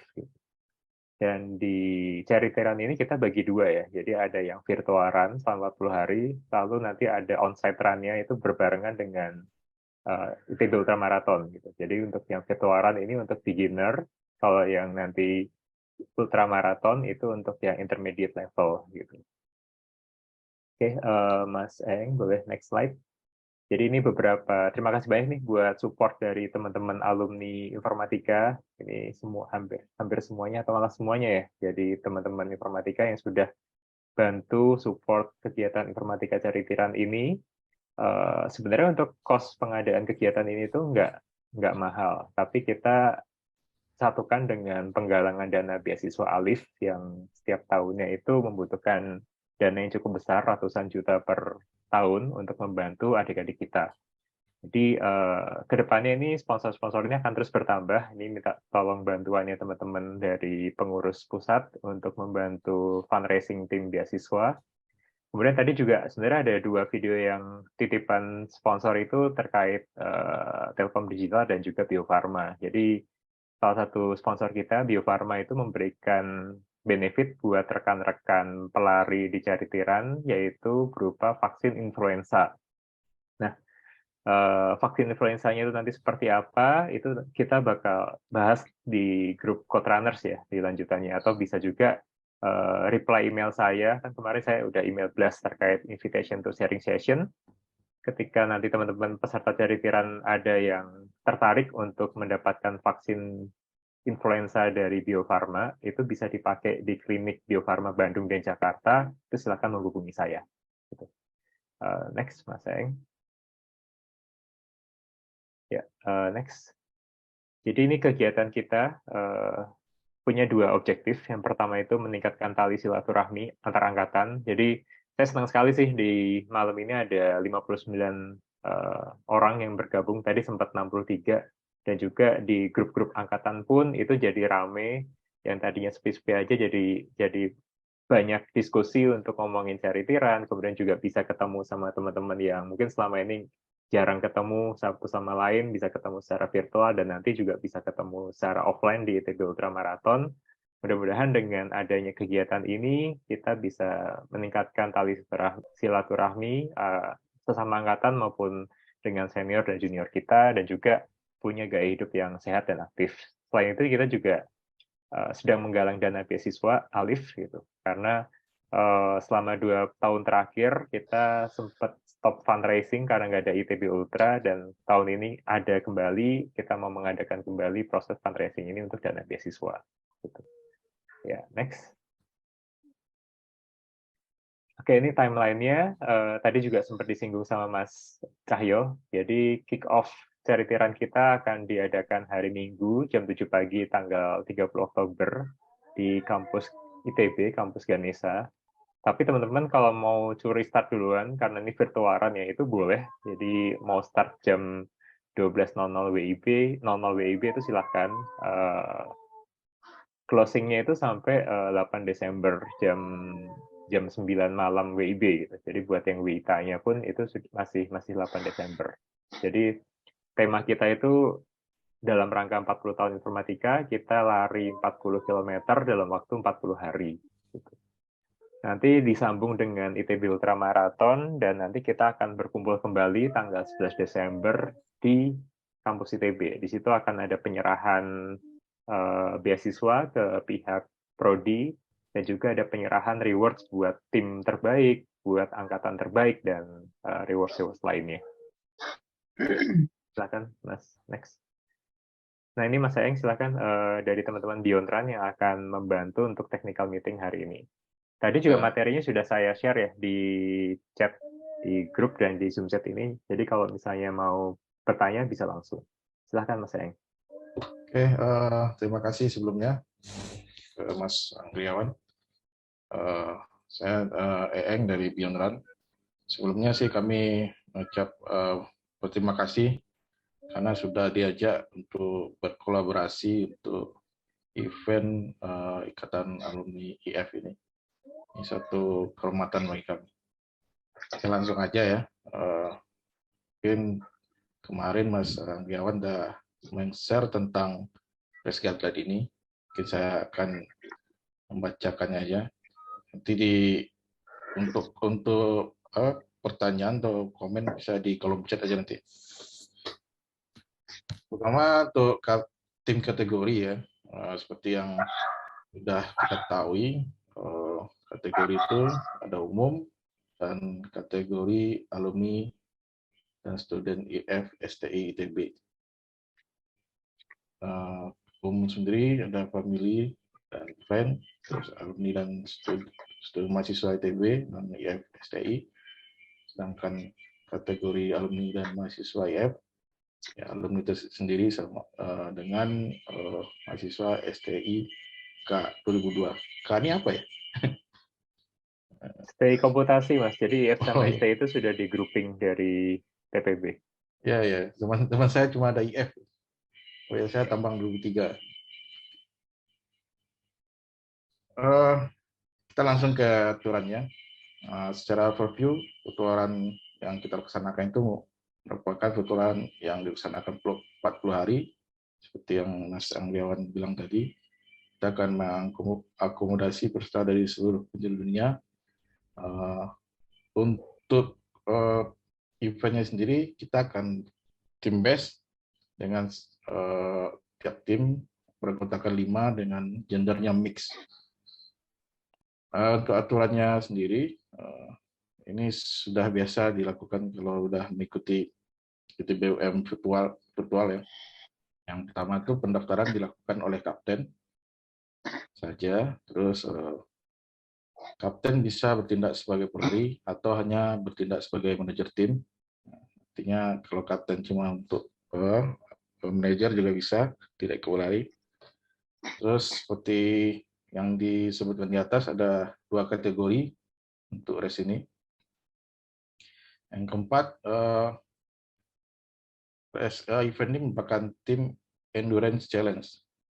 Sedangkan untuk podiumnya ditentukan oleh total jarak terjauh yang bisa ditempuh sebuah tim dalam 40 hari. Ya, terus selanjutnya merupakan challenge untuk team of 5 mix, yaitu dengan satu tim terdiri dari 5 pelari.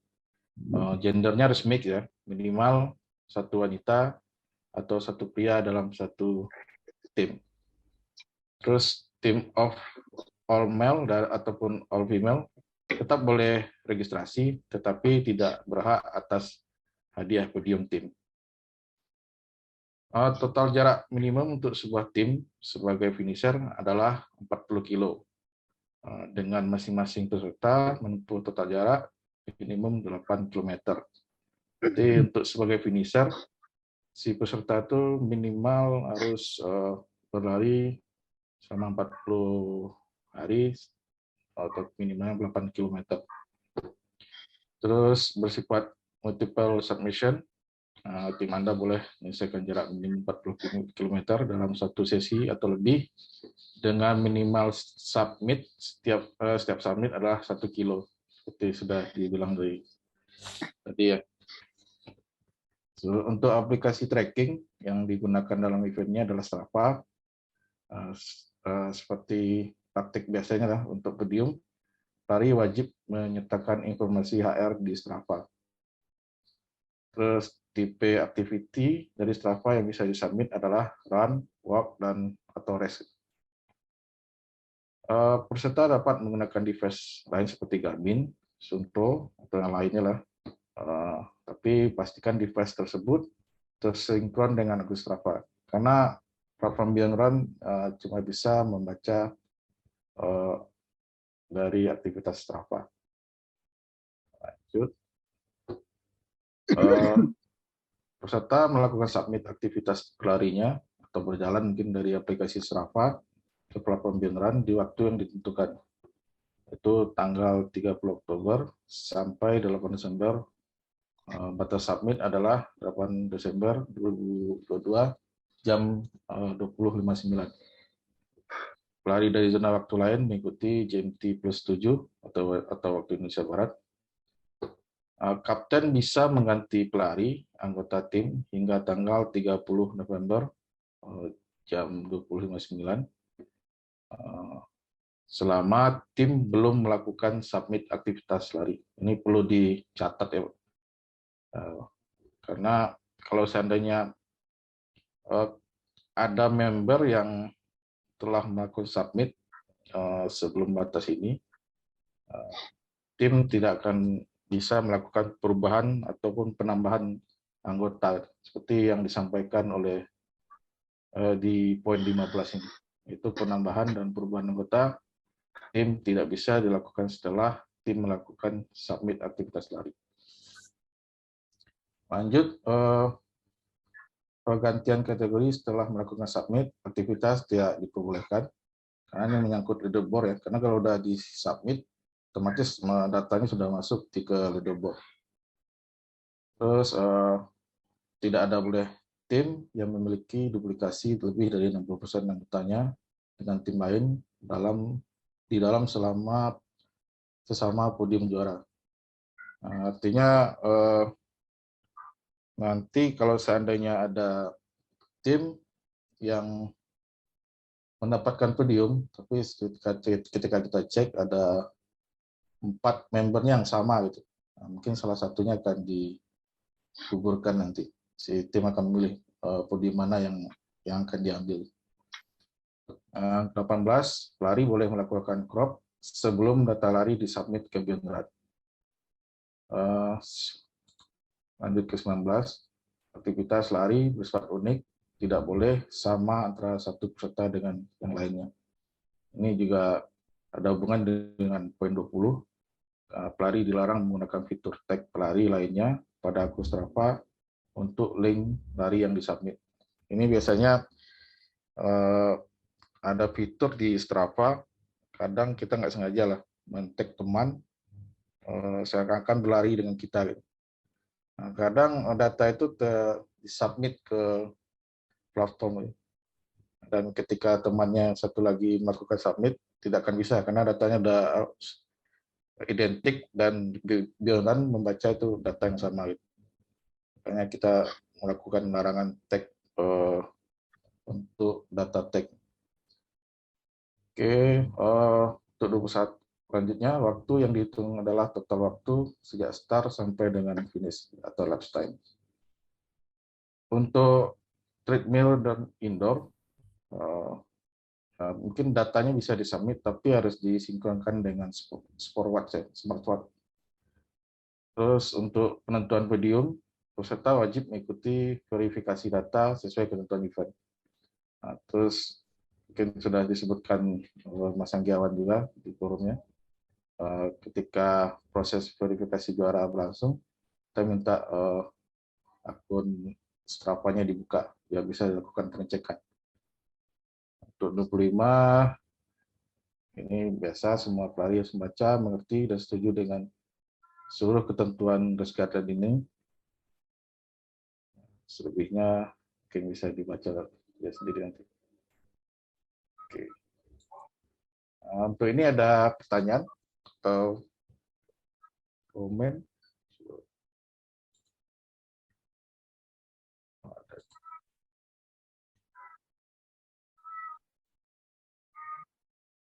Dari Muhammad Yusuf dulu ya. Apakah tipe larinya di Strava harus fast? Seperti yang disebutkan di race guideline tadi, yang bisa dibaca itu run sama walk ya. Setahu saya yang baru itu, dulu memang ada tipe activity-nya RS ya. Terus sekarang cuma ada run, walk, hike sama trail ya. Yang kita sarankan itu cuma yang bisa tuh run sama walk. Oke, terus Bahkan di tipenya sendiri ada yang long run, workout atau race. kalau itu bisa, itu kan tipe run-nya ya, setahu saya. Itu bisa, semua tipe itu bisa. Oh, oke. Oke, lanjut. Ada pertanyaan lagi?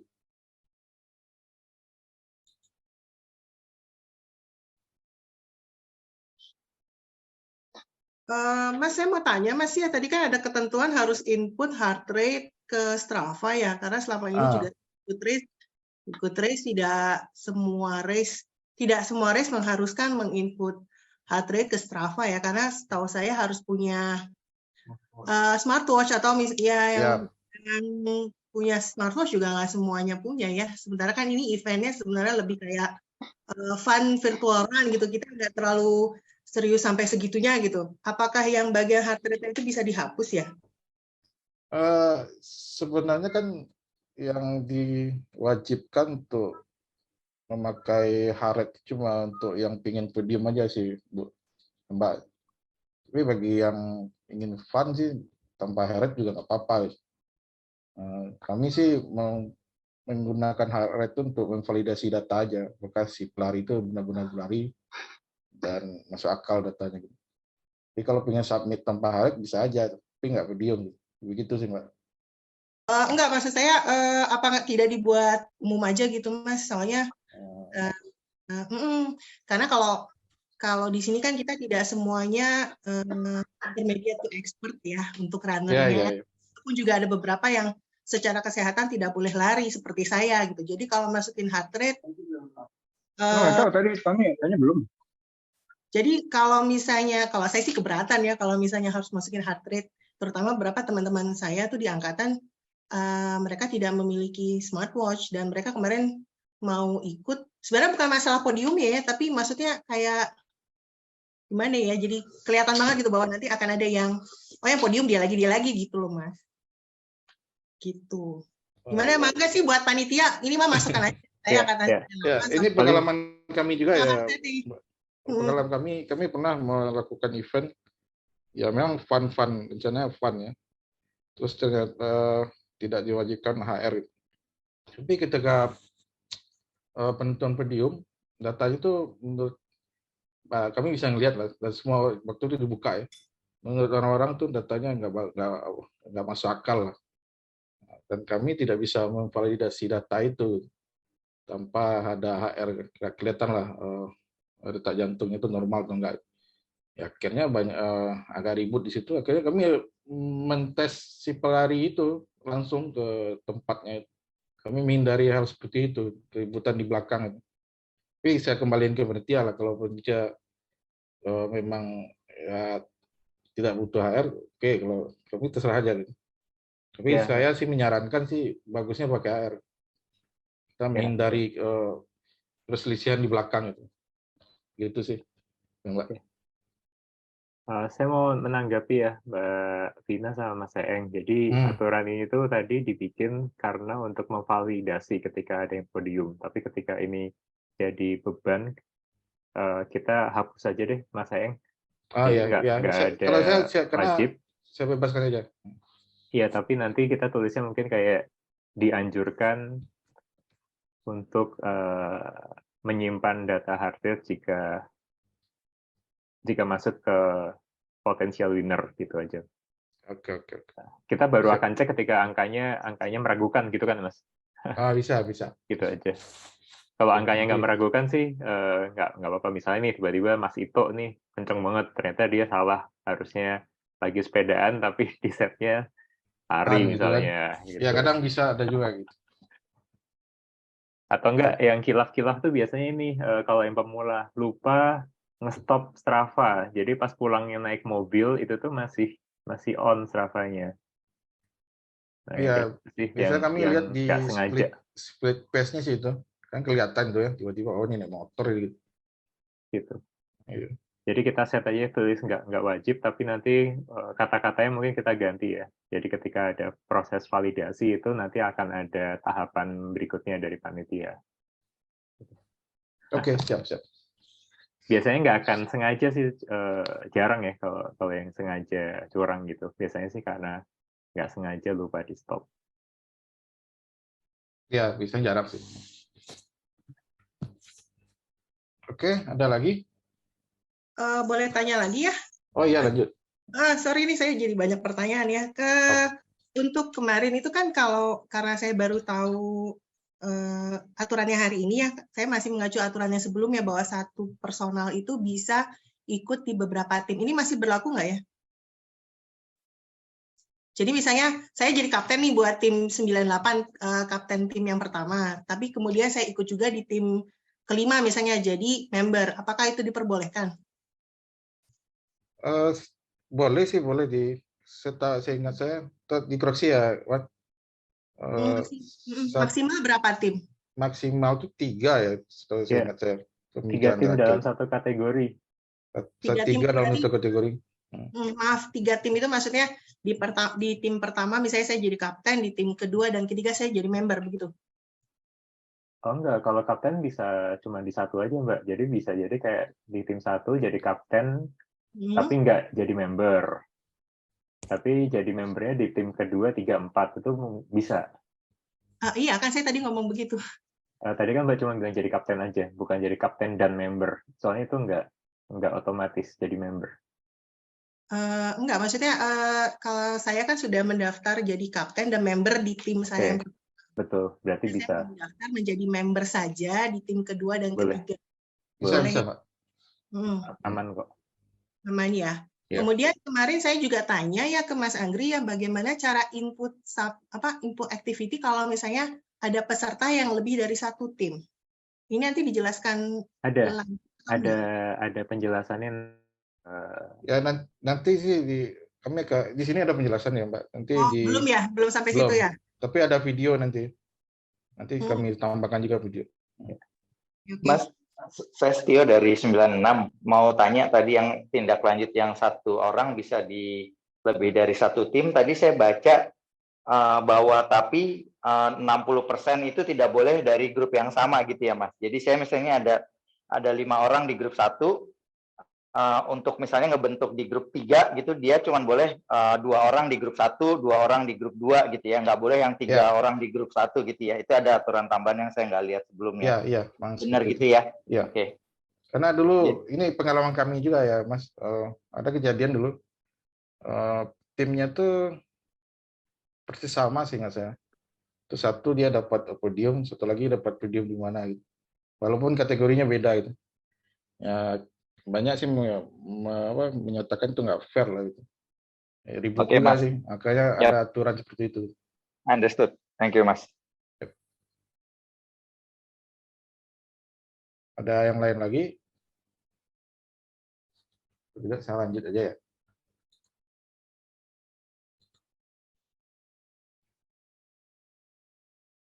Oke, ini cara registrasi dan buat tim, mungkin sebagian udah tahu lah ya. Atau nanti saya akan nanti minta izin ya, Wan, kita akan buat grup kapten nanti.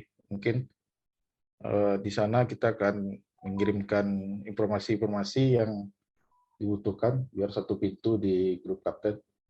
Gak apa-apa ya. Nah, nanti saya akan share juga video-video yang akan jadi panduan untuk event ini. Nah, terus untuk cara registrasi, semua sini udah tahu lah ya. Kita login dulu, terus buat akun jika tidak ada, terus buka event yang kita pilih, lakukan pilihan kategori dan lanjut pembayaran. Sedangkan untuk pembuatan tim bisa melalui My Virtual Event. Nanti tinggal dilanjut aja. Nanti kita akan tinggal buat tim dan di sana ada proses meng-invite member-member yang akan menjadi tim kita. Nah, nanti kapten akan mengetik emailnya, kita akan pakai email siapa aja pelari yang ingin dia masukkan ke dalam tim dia. Ini how to register dari kapten. Nah, sedangkan untuk member tim seperti ini, awalnya dia login dulu, terus buat akun juga tidak ada. Nah, nanti si membernya wajib menginfokan email akun Beyond Run-nya kepada kapten. Nanti kapten akan memberikan undangan. Si member nanti akan meng-approve undangan tersebut. Tanda bukti kalau yang diundang itu benar-benar dia. Oke. Lanjut. Oke, ini cara submit activity.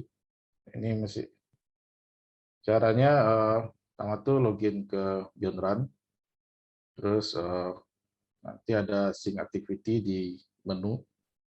Nah, di sync activity ini nanti akan ada proses connect akun Strava si user dengan akun Beyond Run. Nanti setelah connect tinggal select kategorinya. Nanti seluruh activity yang ada di Strava itu di periode tersebut akan muncul di display-nya si dashboard-nya si user peserta. Nah, nanti peserta akan memilih activity yang akan dia submit. Nah, harapannya itu kenapa kita melakukan proses itu? Karena harapannya si peserta sekalian memvalidasi data yang dia kirim itu adalah data yang terbaik. Nah, sedangkan seperti yang ditanyakan Mbak tadi, nanti ada pilihan tuh Pak, tim mana yang akan dia submit. Nanti ada pilihannya nanti. Oke, ini untuk cara submit. Oke, ada pertanyaan untuk sampai di sini? Halo?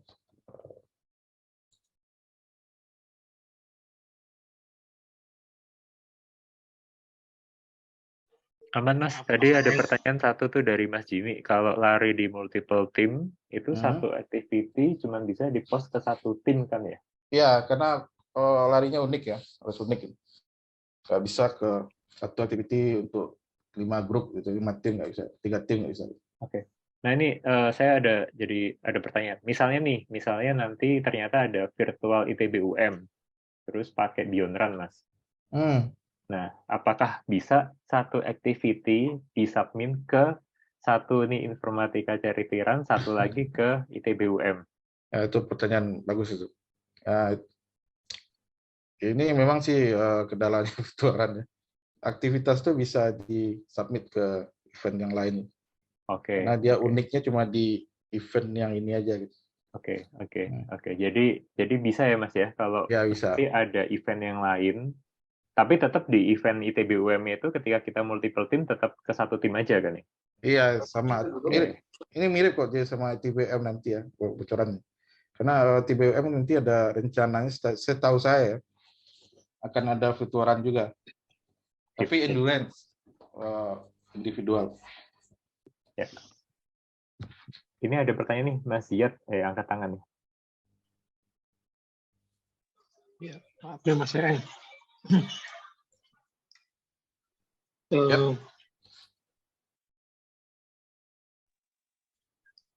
Halo, silakan Mas.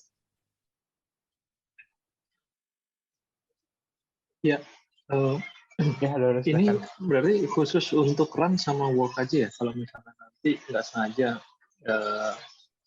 kategorinya itu trail run atau sepeda gitu, tapi maksudnya lari juga gitu, cuman salah mencet di awal Strava-nya itu benar-benar di filter atau disaring di Beyond Run-nya gitu ya. Jadi memang harus ditekankan ya di awal activity itu jangan sampai salah tab gitu ya. Iya. Tapi nanti kan kalau seandainya nggak muncul kan, nggak muncul, si user kan bisa ngecek itu. Ternyata activity yang dia simpan itu salah gitu. Tinggal dia ubah lagi, terus dia load lagi. Nanti muncul di. Oh bisa gitu ya, bisa diedit di akhir ya di Strava. Iya, bisa diubah lagi. Ya, memang kadang ada juga oke. kejadian kayak gitu. Secara nggak sengaja harusnya dia lari ya, kepencetnya sepeda gitu. Oke, makasih Mas Eng. Yap.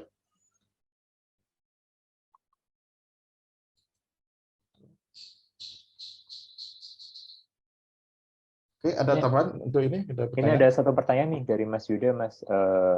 Processing itu apakah perlu cek private activities juga? Ini ketika connect Strava ke Beyond Run, kan di menu sync activity itu ada connect Strava kan, terus kan ada permission yang perlu dicentang tuh Mas. Yang paling bawah tuh setahu saya private activities itu ada pilihan ya, centang atau enggak. Itu gimana ya? Kalau untuk sync sih nggak perlu ya, di privat juga nggak apa-apa. Kan yang penting itu ketika kita pengecekan podium nanti ya, semua apa yang di privat itu dibuka itu biar kita bisa melihat datanya sampai ke dalam. Oh iya, maksudku ini ketika sinkronisasi dengan Beyond Run, kita kan ngasih permission ya Mas ya. Kalau private-nya itu nggak kita centang, terus kita larinya itu semuanya di set private, itu datanya nggak akan masuk ke Beyond Run kan harusnya? Nanti saya lihat dulu. Setahu saya masuk sih, walaupun dicentang gitu, tetap masuk sih. Oke. Nanti saya akan lihat dulu, saya tanyakan ke tim. Karena setahu saya walaupun di privat kayak seperti itu, datanya tetap keambil, tapi memang kalau kita langsung ke akunnya kita nggak bisa lihat. Itu biasanya. Oh iya, kalau lari di Strava-nya itu private, tapi ketika connect dengan Beyond Run, permission private-nya itu dicentang, itu tetap ke submit kan, kekirim ke Beyond Run. Iya, tetap kirim. Kayaknya ini pertanyaan Mas Yuda mungkin bisa tolong klarifikasi ya pertanyaannya ya. Ini terkait permission ya kan, di awal kan?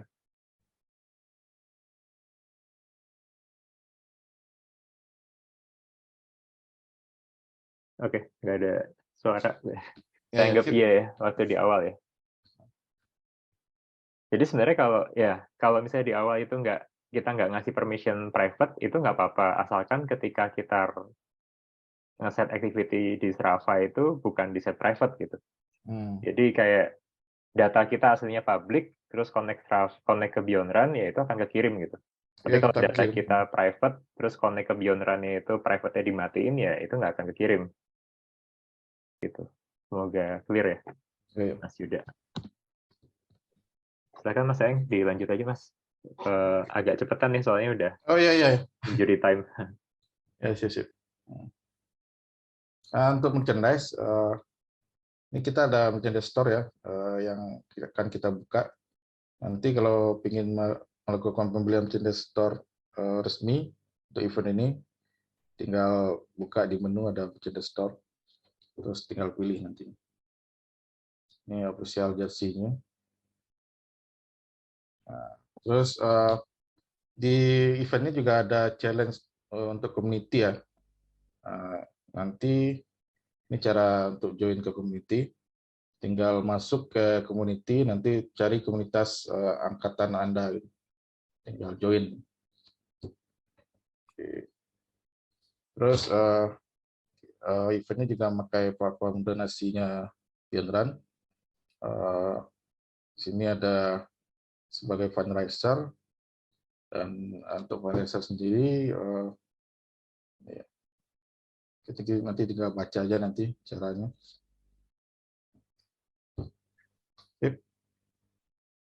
Ini untuk hadiah ada top 3 distance, top 3 quest, sama top 3 elevation gain. Ini untuk community challenge. Oke, itu aja, Mas. Jika ada pertanyaan lagi, kalau ada pertanyaan bisa ke helpdesk kami juga. Oke. Sebelum kita tutup, mungkin kalau ada pertanyaan, silakan Mas dan Mbak, mumpung ada tim Beyond Run di sini, karena nggak semua pertanyaan teknis itu bisa langsung saya jawab gitu. Saya juga pakai Beyond Run cuma pas lagi ada acara ITB UM aja sama ITB 101 atau acara lari ITB gitu. Dan saya juga bukan yang develop ya. Jadi buat clear asumsi, kemarin kayaknya ada Mas siapa ya, Mas 98 atau 97 yang nanya, yang assuming saya yang bikin, bukan Mas. Jadi ini teman-teman dari berbagai jurusan di ITB yang collab ya, Mas Eng ya. Iya, iya. Ya, ada tambang, penerbangan, ada STI juga gitu. Iya. Dan biasa dipakai untuk event-event lari di ITB gitu. That's why kita pilih berpartner dengan Beyond Run untuk kegiatan charity run kita. Mas Eeng, Mas Anggrik, punten saya mau Ya. nambahin masukan aja ya buat tim Beyond Run. Mungkin untuk penjelasan dari penggunaan Beyond Run-nya lebih enak kalau bentuknya infografis ya, bukan tulisan. Karena saya sebagai kapten angkatan ini harus menjelaskan kembali cukup panjang lebar gitu, karena beberapa memang jarang online ya, kemudian baru pertama kali menggunakan Beyond Run, jadi harus saya screenshot, saya apa sih? Saya centang lah, saya bulatkan gitu. Kalau misalnya dari Beyond Run bentuknya sudah infografis kan lebih enak gitu. Karena kita lebih mudah memahami bentuk-bentuk gambar ketimbang tulisan. Paling itu aja sih masukan dari saya. Siap, siap. Ya. Maaf ya Mas Eng ya. Ya, sama-sama. Nanti akan ada videonya kan ya Mas Eng ya, untuk yang cara sinkronisasi, cara submit, cara donasi, itu ada kan ya? Ada. Join community gitu. Tapi mohon bersabar ya Mbak Vina ya, kayaknya nih tim Beyond Run lagi hektik juga sama event lain juga ya. Ya. Paling nanti saya minta izin, seperti saya bilang tadi, minta izin buat grup kapten mungkin ya? Ya, siap. Biar enak sekali menyampaikan video tuh bisa langsung ke semua kan? Oke. Ke orang. Oke, kalau tidak ada lagi, saya kembalikan. Nitip ini deh Mas, tolong ke slide yang community. Ini kayaknya masih banyak yang perlu dijelaskan ya. Community yang atasnya lagi. 2 di atasnya. Oh, cara masuk Ya, itu ya? ya. Ini Mas dan Mbak, ini tuh penting karena kan kita ada challenge angkatan ya. Ini kan salah satu yang bikin event kita ini rame dan sampai malam ini nih udah masih ada 50 orang lebih yang mantengin gitu. Karena kan ada jiwa kompetitif antar angkatan. Jadi mohon untuk teman-teman semua itu join ke komunitas sesuai angkatannya.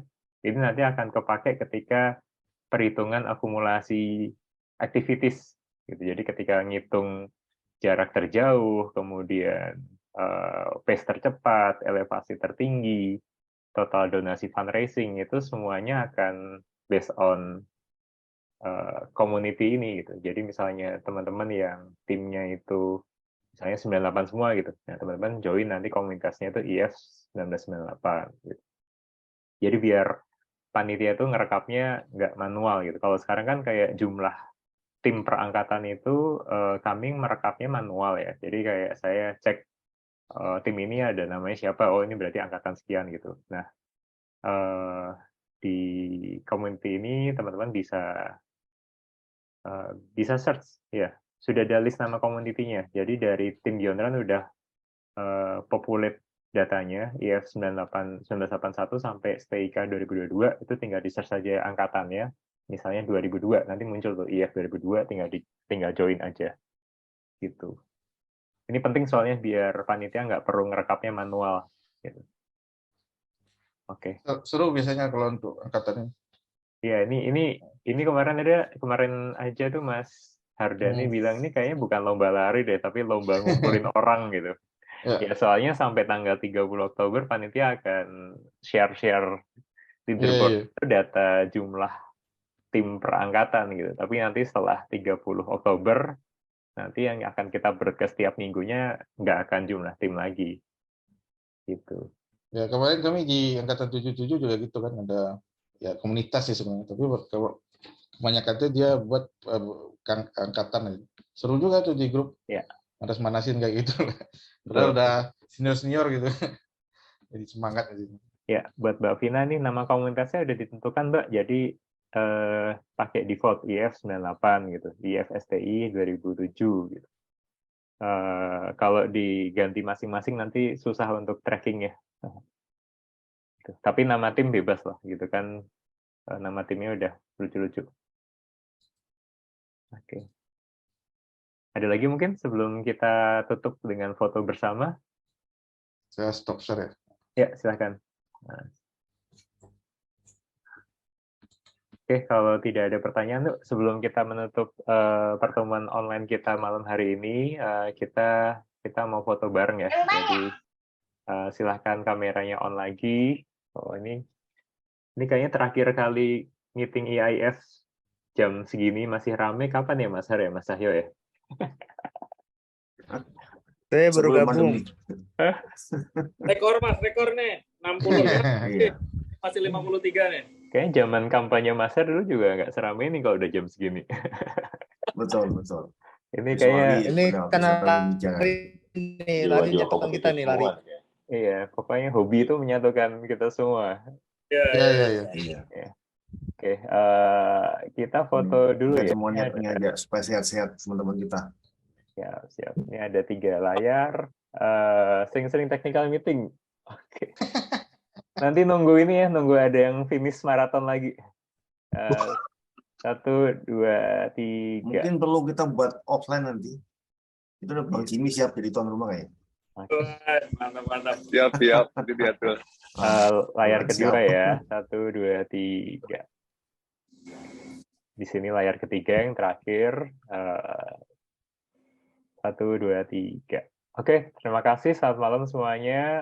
Terima kasih sudah menyimak. Kita sampai ketemu lagi tanggal 30 Oktober di acara reuni, karnaval, dan lari semua pagi. ya, hari Minggu jam Selamat 7. malam. Makasih semuanya.